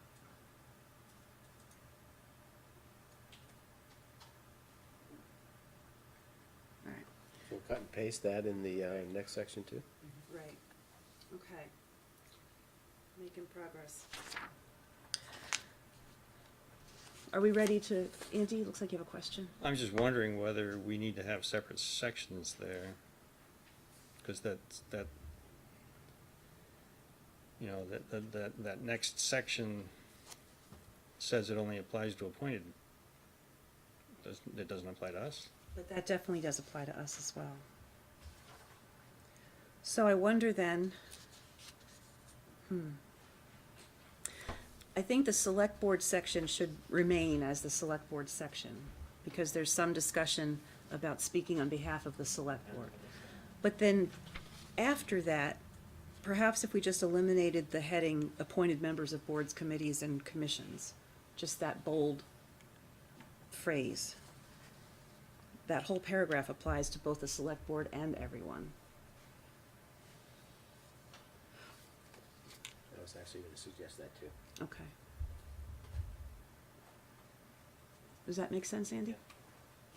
I think so. Makes sense to me. I think I'm gonna want to see the completed document. Yeah, yeah, a lot of edits going on here. Okay, They're easy to follow. so we're gonna, We're eating jelly beans. Do you want some? you can totally hear it coming from the Moved it microphone. away from the microphone, but Patrick wanted more. Okay, so we're gonna Don't remove move. that bold print that says appointed members of boards, committees, or commissions, because the following paragraph applies to everyone. Is that accurate? Okay. I'm good with that. Okay. So, we have another, the remainder of the edits to the document that are in the packet are very small.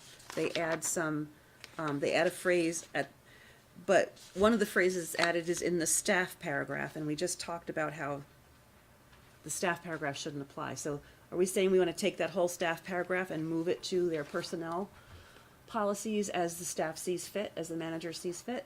I just strike it from here. Strike it from here and let the manager handle it on the personnel side. Yep. Okay. Look at that, a whole paragraph gone. Okay.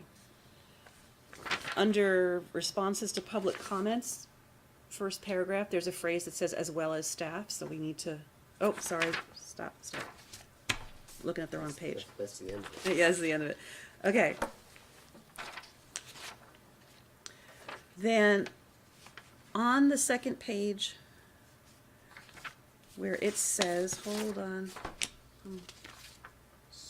So in section 2, responses to public comments, the Yes. second paragraph, Right. we should strike nor any member of the staff. Yes, we should strike that. And then if you look at the addition to the agenda that I submitted, I added a sentence after that. Because, After what? so there's the second sentence under responses to public comments says this policy is not intended to discourage, and it's just like the standalone sentence.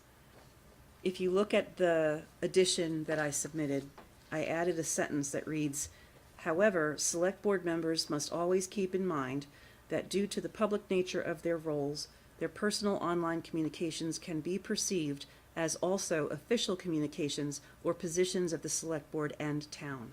Therefore, members must practice discretion when communicating online. Andy, I added that because I was thinking about your comments at the last meeting about social media. And we're not making a social media policy here, but we are making a communications policy, and currently it does not address one's behavior online. So I'm wondering if you feel that this is a sufficient way to cover that concern. At least provide guidance. There's no teeth to it, but it's something that was missing, in my opinion. It's certainly a start. I did look at the social media policy we have, but I didn't study it in detail, but, well, we don't have it. I'm sorry, Yeah, it's see, been we don't proposed, have it's been discussed in the past, I guess is what should, but I think this, I fully support adding that, Okay. Max? Yeah, on the, or those sentences. you added, however, select board members must always keep in mind that, comma, due to the public nature of their roles, their personal online communications can inadvertently be perceived or mistakenly be perceived, right? Is that? I don't does know that, help? it doesn't necessarily matter how it's perceived. It's just someone might intentionally say that, falsely represent that you're speaking for the select board, or it might be inadvertent. Mhm. I don't know that we need to qualify that any further. Well, because it appears official, but it's not, is all I'm trying to get at. It's that it would be, mistakenly perceived as, or, I mean, you can leave it as is, but it seems like it could use some emphasis, is all. I think perceived covers it. We might want to, should we change the word select board to board members? Because this one also applies to everybody who's on a committee. A planning commissioner could go online and say something and be mistaken for official policy or something. So board members. Okay. And the paragraph after that, there's a as well as staff phrase that we're going to want to pull out. What line is that? It's the next paragraph after that addition, Yeah, I so see it. third line Yeah, down. got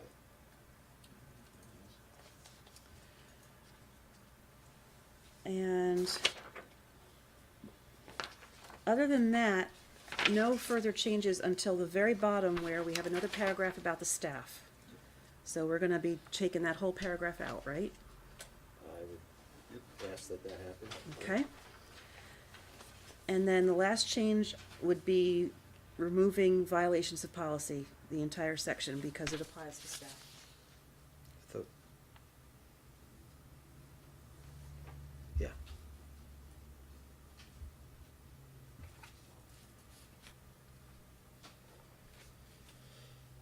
Right. Sound good?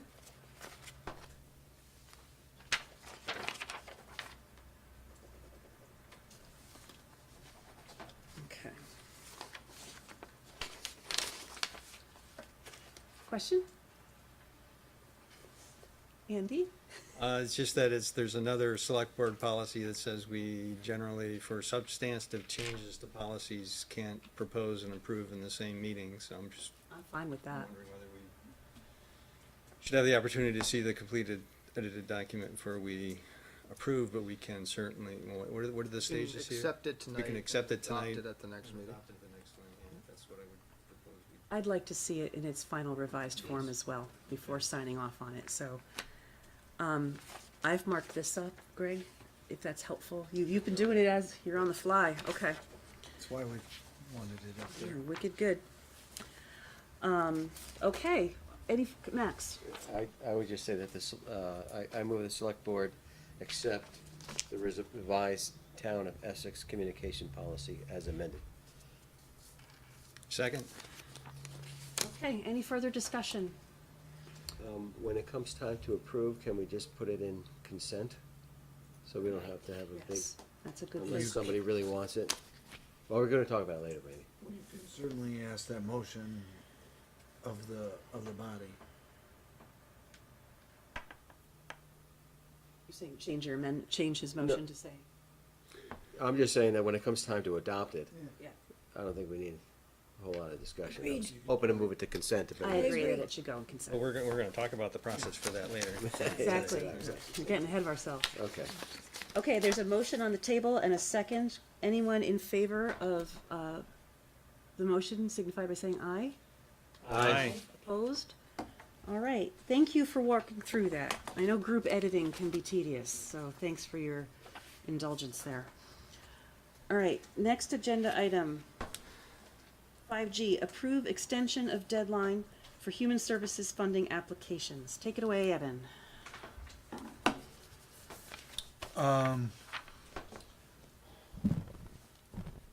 So, new to the process, but on an annual basis, the town has 1% of its budget dedicated to health and human services. Historically, we have had recent historical, our deadline for applications is January 15th. We do that for probably some reasons of timing. That is about midway between the end of our budget, the staff budget portion, and it gives us time to look at it. This particular year, we have not really looked at any of the applications until just recently, and we are looking to have this year's deadline extended because we have just looked through all the applications.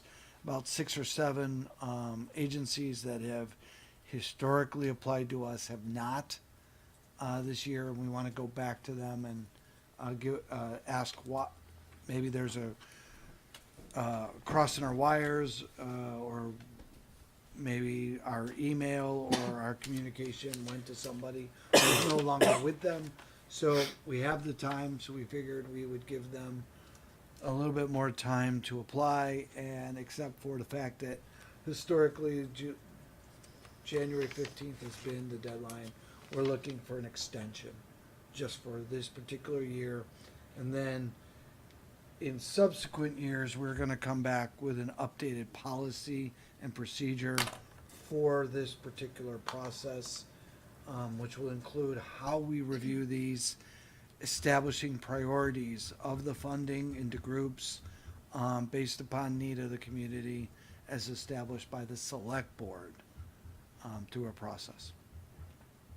Andy, we were in a meeting together, I catch that correctly? Because that was all of a week ago. Yeah, and we actually found one of the applications in the spam filter today, so. Right, Yeah. so Oh, wow. They actually sent it on time and it got sifted out, but, so.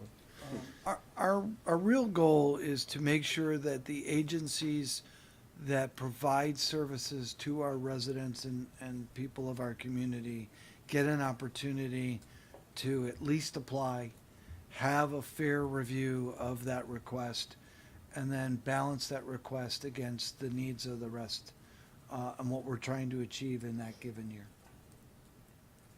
Andy. Is there a formatted reach out or just a waiting for applications each year? We do send out an email to the people that have applied before. We also do a general announcement. I believe it's on Front Page Porch Forum. But that's one of the other reasons why we need to look at this, because over the years, electronic media has gotten more prevalent. And again, there are a lot of agencies that serve our population that aren't local, but still serve our population. And it seems to be weighted to only the people that know this exists. So is part of the plan to determine new ways to reach out and market this? That'd be great. So this started for the new folks, 1988? Mid-80s, I forget the exact year. 87, I believe so. it was at the town meeting in 86 and started in the taxes of 87. So voters in the town directed the select board to take 1% of the total budget and grant that to human services organizations. And so it's been happening every year. I'm looking forward to seeing the recommendations that Andy and the staff are going to put together for how to smooth out the process, make it more transparent. And I'm looking forward to a conversation amongst us about the priorities for what we're going to do with that money, because you'll see historically that it's gone to like the same folks all the time and most of the time, and we just need a little bit more formal procedure around how it's done and standards. The rubric that you came up with, Andy, with the ECOS plan and the UVM Medical Center health plan to help us make decisions based on what the community needs is really helpful. So I'd like to refine that further for what Essex needs. So I'm looking forward to that next. And just as a little piece of history too, back in 86 when it was decided, in the 87 budget, VNA, Vermont Nurses Association, was on it, and they got about 50% of the funding. And if you look today, they're getting about a quarter of the funding. They're the most significant piece, but they were on it originally when it was voted in. And the actual, it's the manager's responsibility to bring a recommendation to the funding. What I'm trying to do is bring the board in earlier, set the priorities of the fund for the year, then have a committee of staff and at least one trustee who has some familiarity on that committee to bring back the recommendation to the board, and then you can have your discussion on whether you want to accept, amend, or change that recommendation. The other thing is those funds have to be distributed before June 30th, the end of our fiscal year. I think the creation of a committee with experts from the various populations that we might be serving with these funds is a really excellent addition. A lot of our departments deal with the same people that we're trying to grant funds, whether it be recreation, the police department, fire department, libraries, etc. Any further discussion or questions? Ian? I just want to be clear, it was noted my involvement in this, that the. My request.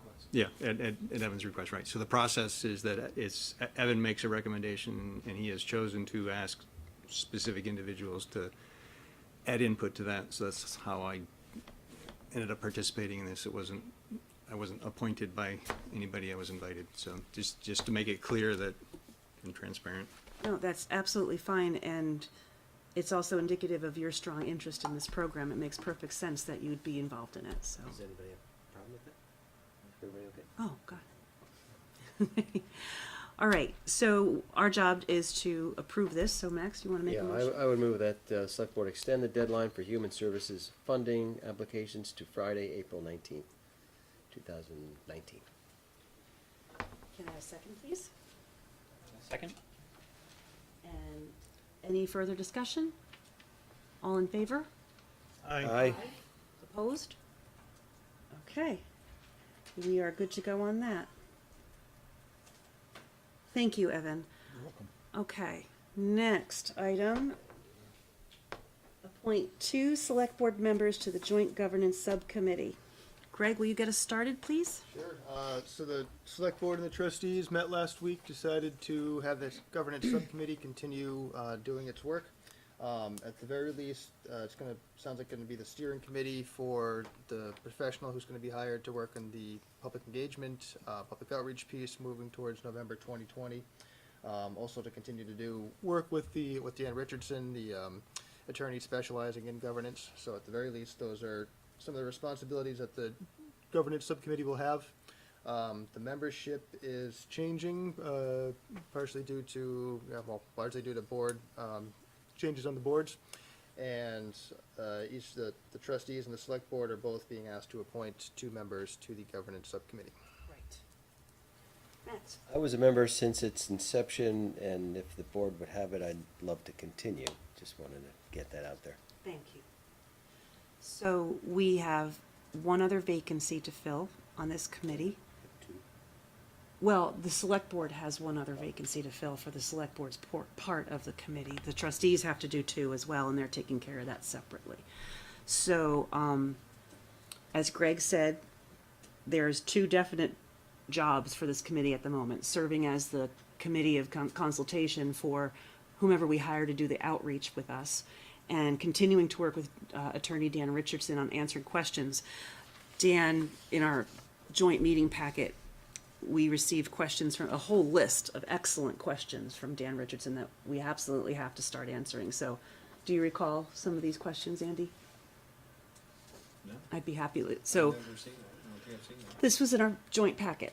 So it was a memo from Dan, and it was what services are being kept separate, how many services are separate in ratio, So they're weedy kinds of questions, weedy and meaty. So the subcommittee definitely needs to do that work. I would like to know if anybody would like to step up to be on that committee and join Max alongside Max. We already got you. Andy, are you interested in participating? I'm struggling with this because it's not. I don't feel I have a clear definition of the Scope.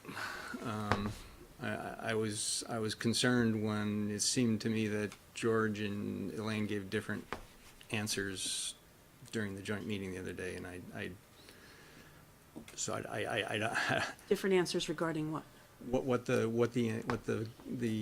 you know, the next, you know, if I join this committee, what's the work that's going to be done? I know you don't want me to go there, but the last iteration of this entity was supposed to come back to the boards with a summarized factual document, and instead came back with a recommendation. And so I have concerns. That's why I really want to know exactly what the scope is, and that we all agree what the scope is, so that we don't end up in a different place when we get to the other end and claim that it was the right thing to do. So that's. Can I try to answer some of your Yes, concerns? please. So, having been on that committee, we were able to work within a loose directive by being told by both boards, explore the options and come back to us. And we did a great deal of research and exploration and came back with what we reported on last week, which was admittedly later than anticipated. This is a task-oriented committee at this point. We have discrete tasks so far of working with the facilitator and working with the attorney.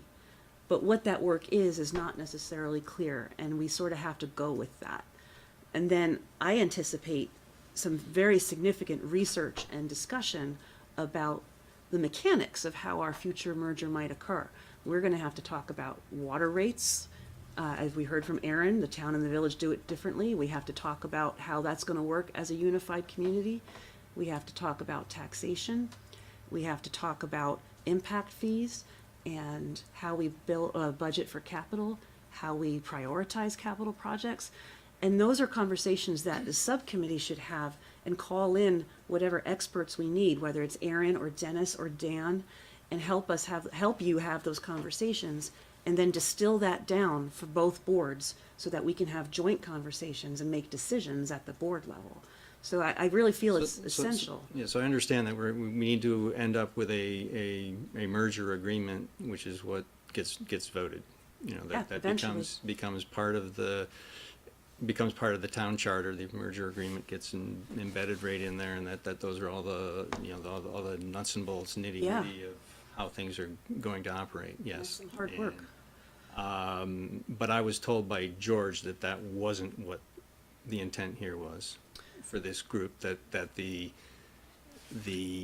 development of the merger agreement would be a different segment with potentially different appointed people. So that's why I'm just trying to figure out where's the end, you know, I think how big of a commitment am I making? What That's a good question. Yeah, right. I think that's Because a we just function- quadrupled the number of joint meetings we're having, right? And so then we've got all these meetings as well.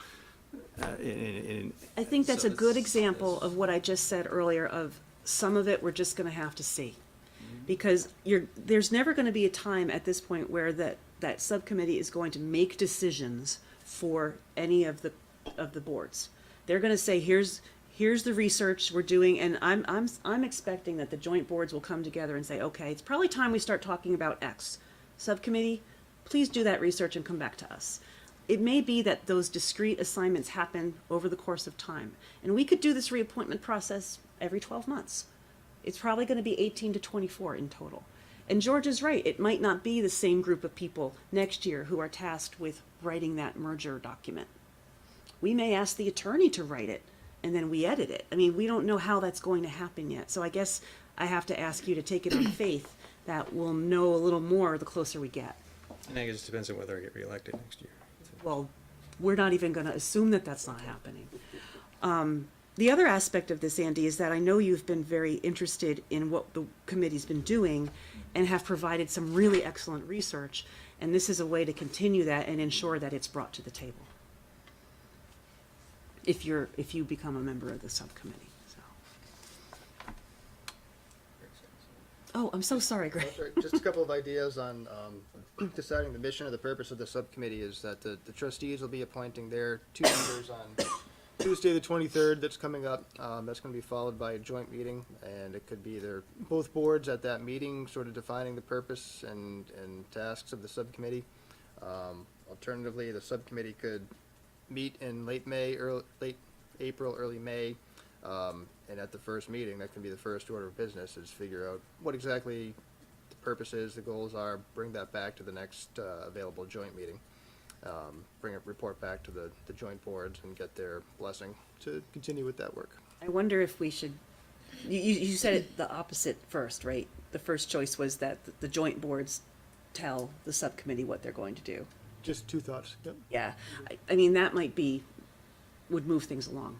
You know, if we could, the joint boards could give a general sense of the direction that they want the subcommittee to go in for the next couple weeks, and then you guys have your first meeting and talk about what that means. So, at any rate, the question on the table at the moment is, who would like to be the second member representing the select board on that committee? Annie, do you have a question? I'll say that I would think that Andy would be a great fit because he has a lot of interest in ensuring that things are done to a certain degree with all the work we do here. It sounds like an exciting opportunity. So if you don't choose to, I would be happy to join it. But I do think that you are the appropriate fit for this committee. I'd second that. There's also the elephant in the room that I live outside the village, right? So I didn't think that was an elephant. I thought that was pretty. There are Right. there are 5 town residents at this. There's optics. I know, right? but there's And- optics, yeah. Annie, Happy to join the committee. thank you. I think it's a great opportunity. So, would you like to volunteer, or may I nominate? All right, I'll do it. Andy, thank you. It means a lot to have your institutional memory on that committee, and I know you will bring some strong research and some very informed opinions, so it means a lot to us that you're willing to do this. The committee does the grunt work and the joint boards do the heavy lifting of making decisions. Exactly, exactly. I personally had a great time on that committee.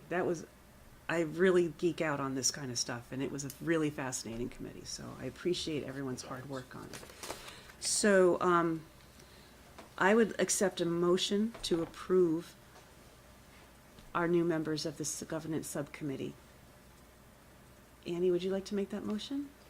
I'm embarrassed to say that I'm not really clear on how to phrase a motion, and so I'd be nervous to do so.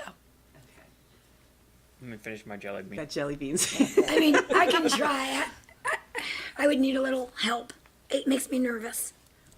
I would say, I move that we appoint. Is it too ridiculous if I Take parrot it from you? there. I'd like to try. Go ahead. I move that we appoint Andy Watts to the subcommittee and Max Levy back to the subcommittee. Bingo, you did That's it. it? Your first motion. Congratulations. That's Can I terrible. have a second, please? Second. All those, any further discussion? Thank you for your confidence in appointment, your appointment. All those in favor, say aye. Aye. Aye. Opposed? Okay. All right, we're making so much progress.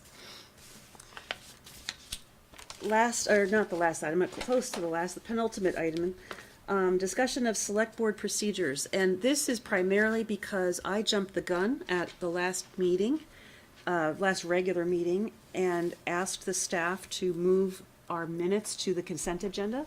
And I should have asked y'all first. So I just wanted to quickly review the purpose of a consent agenda is to provide approval for a group of pieces of business items that don't necessarily need discussion. And we can vote on all of them at once to save time, and there is at no time there's no time when we will never be able to talk about an individual item. My recommendation would be at the start of a meeting when we make changes to the agenda, if anybody wanted to take an item from the consent agenda out to talk about separately, that they ask to do that at that time, and then the board approves that, and it gets added to the regular agenda. Otherwise, we vote on all those items in consent together. Max? But you're still welcome to ask questions and have comments about That's anything right. in consent agenda. We can chat about. Without pulling it out. Right, if you just want to make a comment or an announcement, or, just have a brief conversation about items, ask for an update, that's fine. But if we want to have a substantive conversation about an item in the consent agenda, you can always ask for that to get pulled out, and we vote on it separately. So what I would like to ask all of you to do is be willing to move the minutes of our meetings to the consent agenda, and then be willing to go through that process if we wanted to take something out of consent agenda. So, any discussion or questions on that possibility? Annie, you looked like you were going to ask a question. I was ready to make a motion. Oh, okay. You're She on did a it roll. once, now she's all ready. Andy, did you have a question? Yeah, I guess the items that are put in consent, like for example, at the last joint meeting, there was a memo from Dennis. If one of us had decided that we wanted to have a discussion about that, is the intent that Dennis would be at the meeting just in case it got pulled out of consent, or how would we? How would I see heads Not shaking? necessarily. How We wouldn't, we would deal with that. either myself or someone else, Greg, might have to address it. Or it gets, if it's not time sensitive, it may get tabled to a different agenda. I would rely on the staff's discretion to say, no, you really need Dennis to talk to you about this, or, yeah, we could put that on consent. I always enjoy hearing Dennis Well, talk. then there's that. I always learn something. Always learn something. That's very true. But yeah, staff, That doesn't mean he should always be here, but Not if you want to keep because it. he doesn't. He's Not if not, you'd like to keep Dennis. and he's not brief either. so, I think it's a good idea personally Okay. to move Yep. it to. And if somebody has real issues, we can bring them out. Or if you have a name change or something that's not, not name change, so something that's not substantive, you can still send it on a soft copy, right? And not Right, have it yes, discussed. That's if- as per our policy. right, if you have changes to the minutes that are grammatical or spelling, you can just mark up a document and hand it to Greg, or you can email your changes, that's fine. But if there's a substantive change to the minutes, that changes the meaning or the names, then yes, we should pull that out. Andy? You mentioned emailing. Just to be clear, who should it be emailed to? To whom Greg. should it be emailed? Greg. Okay. Thank you for being willing to make that change. As we start having our joint meetings that are also with shorter regular meetings, we're going to be using the consent agenda a lot more, because we're going to need to get a lot of business done and within a short period of time. So I will hear a motion to make that change to our procedure. Oh, I was You're ready on. for it. I move that we move the minutes to the consent agenda. I'll second that. Any discussion? All in favor? Aye. Opposed? Thank you. Okay, last business item. This is really information only, but since it's not happening till tomorrow, we thought that we should get it out in front of you. Green Mountain Transit is having a board meeting tomorrow at 4:00 in Berlin, which is not exactly the best time or place for residents of Chittenden County to come talk about the concerns with the bus route changes. So since I work in Montpelier, I offered to attend this meeting. It's at 4:00. So I'm going to go over there, and I wrote up this letter as testimony to submit to the board while they consider their changes. And it basically repeats everything that Evan said in his letter, but I tried to be more strident about it. So this is primarily for information only. I just wanted you to know I was doing that. So just info. Yeah, it's important, and it wouldn't hurt to have this other letter in there in addition to what Right. Evan's letter was, and all the great input that the public gave to. That was a great meeting. Public hearing. You don't often see such a wide variety of people coming by to make their comments about stuff like that. So there's no business to do on that item. I just wanted you to be aware. Annie? Thank you for offering to go. I saw you do that in an email. That's great. Yeah. I mean, I'm already down there. Still, that's it. That's a great thing. Thank you for doing that. You're welcome. Shall we move to the consent agenda? Okay. I move approval of the consent agenda with select board comments. Second. Okay. And let's have comments if there are any. None at all? I already submitted some grammatical edits to the minutes to the clerk. So if there isn't any further discussion, all those in favor of approve, I'm sorry, Greg. I need, can we sit in a V? No, this is just me being slow. I didn't jump on that one. Actually, we are in a V. I just wanted to call up, I checked with the police chief right before the meeting. On the local emergency operations plan, Elaine is listed as the chair. The chief is pretty sure that whoever's signing that has to have taken the National Incident Management System protocol, which Max has done. Elaine has not, so I recommend that we change that to Max, assuming Max is okay with that. And I think Elaine is interested in getting that approval for future years, but for this year, just to make sure we have the appropriate certifications. Yeah, and the document is here, so I'm not going to sign it. Is that, You can just cross off with Max. oh, okay. For those that NIMS, National Incident Management System, it's a training for emergencies with our police and fire departments, and it is also part of grant funding. Okay. So, when and if those trainings are available, there are stuff for elected officials that we will recommend that you take one day. It'll teach you what happens during an emergency, command structure, what's the role of elected board members, what's the role of the manager, what's the role of the finance department, what's the role of your chiefs out in the field. Yeah, I took that course through the Red Cross when I was being trained as a volunteer there. It sounds actually really, really interesting, so I'd be happy to do it whenever it comes out. And scary. Yeah. So I want to apologize for my phone. My wife had surgery on Friday, so I'm kind of on call. Just want to make sure nothing goes wrong. So She's okay. We'll let you do I that. left my harmonica text message thing. So we have a motion and a second for approving the consent agenda. Any further comments or questions? All right. All those in favor of approving the consent agenda, say aye. Aye. Opposed? All right, we're on to the reading file. Select board member comments. Anything to share? Andy? No, I'm just, when you say select board member comments, and related to the reading file or just in general? No, that's more of a, everybody can share whatever they have to say You at were this doing point. 7A at that point. Pardon me? Gotcha. 7A, exactly. I would just like to note publicly to Jonathan Peach Kenworthy, who is resigning from the Town of Essex Energy Committee, to thank him for his service. And we really appreciate the time he put into being on the committee. And could you offer a exit interview? I'd be happy to do that, absolutely. Okay. I'll send you the questions. Thank you. Okay. Anything else?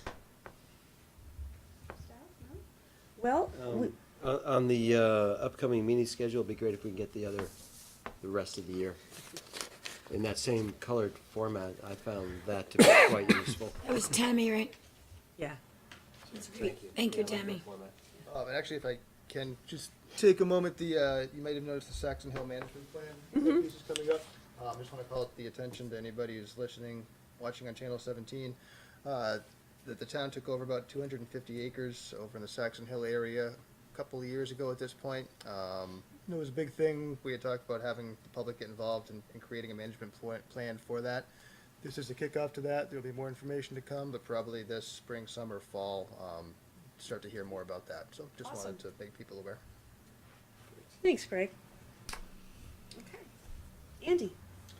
So considering we're 2 hours and 20 minutes into a select board business meeting, I just want to express concern about the fact that our only meeting in July is also on the same day as a joint meeting. We're allotting 45 minutes for it. So I'm just concerned that,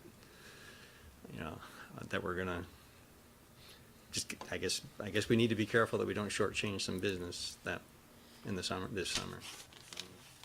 I feel confident that had we been pressed for time, we would have moved more fluidly through this meeting here today. We could also, after 45 minutes, do the joint meeting. When that concludes. Right, reconvene. Yeah, we might need to continue. Happy to do so. We can't go beyond, what, 11 or 11:30 now? Our policy is 11 o'clock without unanimous consent. Right. Was it? Sorry. I thought it was 10. It used to be 11. midnight It used to be midnight. We moved it back to 11. when we started at 7:30. Is that Eastern? It's all relative. I mean, I'm sure that Eastern Daylight now, yeah. we may need to be flexible with that, Andy, but I'm sure that, with the improved use of consent agendas and making sure that we put only the most relevant business on the agenda itself, I think we'll be okay. We'll know through May and June how it works. That's another way to look at it. Check and adjust. Exactly. Any other questions or comments? Andy? I have jury duty starting April 29th, so my availability may be limited. Just want to make that as aware of that. Life is completely uncertain. Scott just did that. Oh, wow, okay. Don't talk. We do not have a need for an executive session this evening, so I will hear a motion to adjourn. I move we adjourn. Second. All in favor? Aye. Opposed? Thanks, everyone. Who won?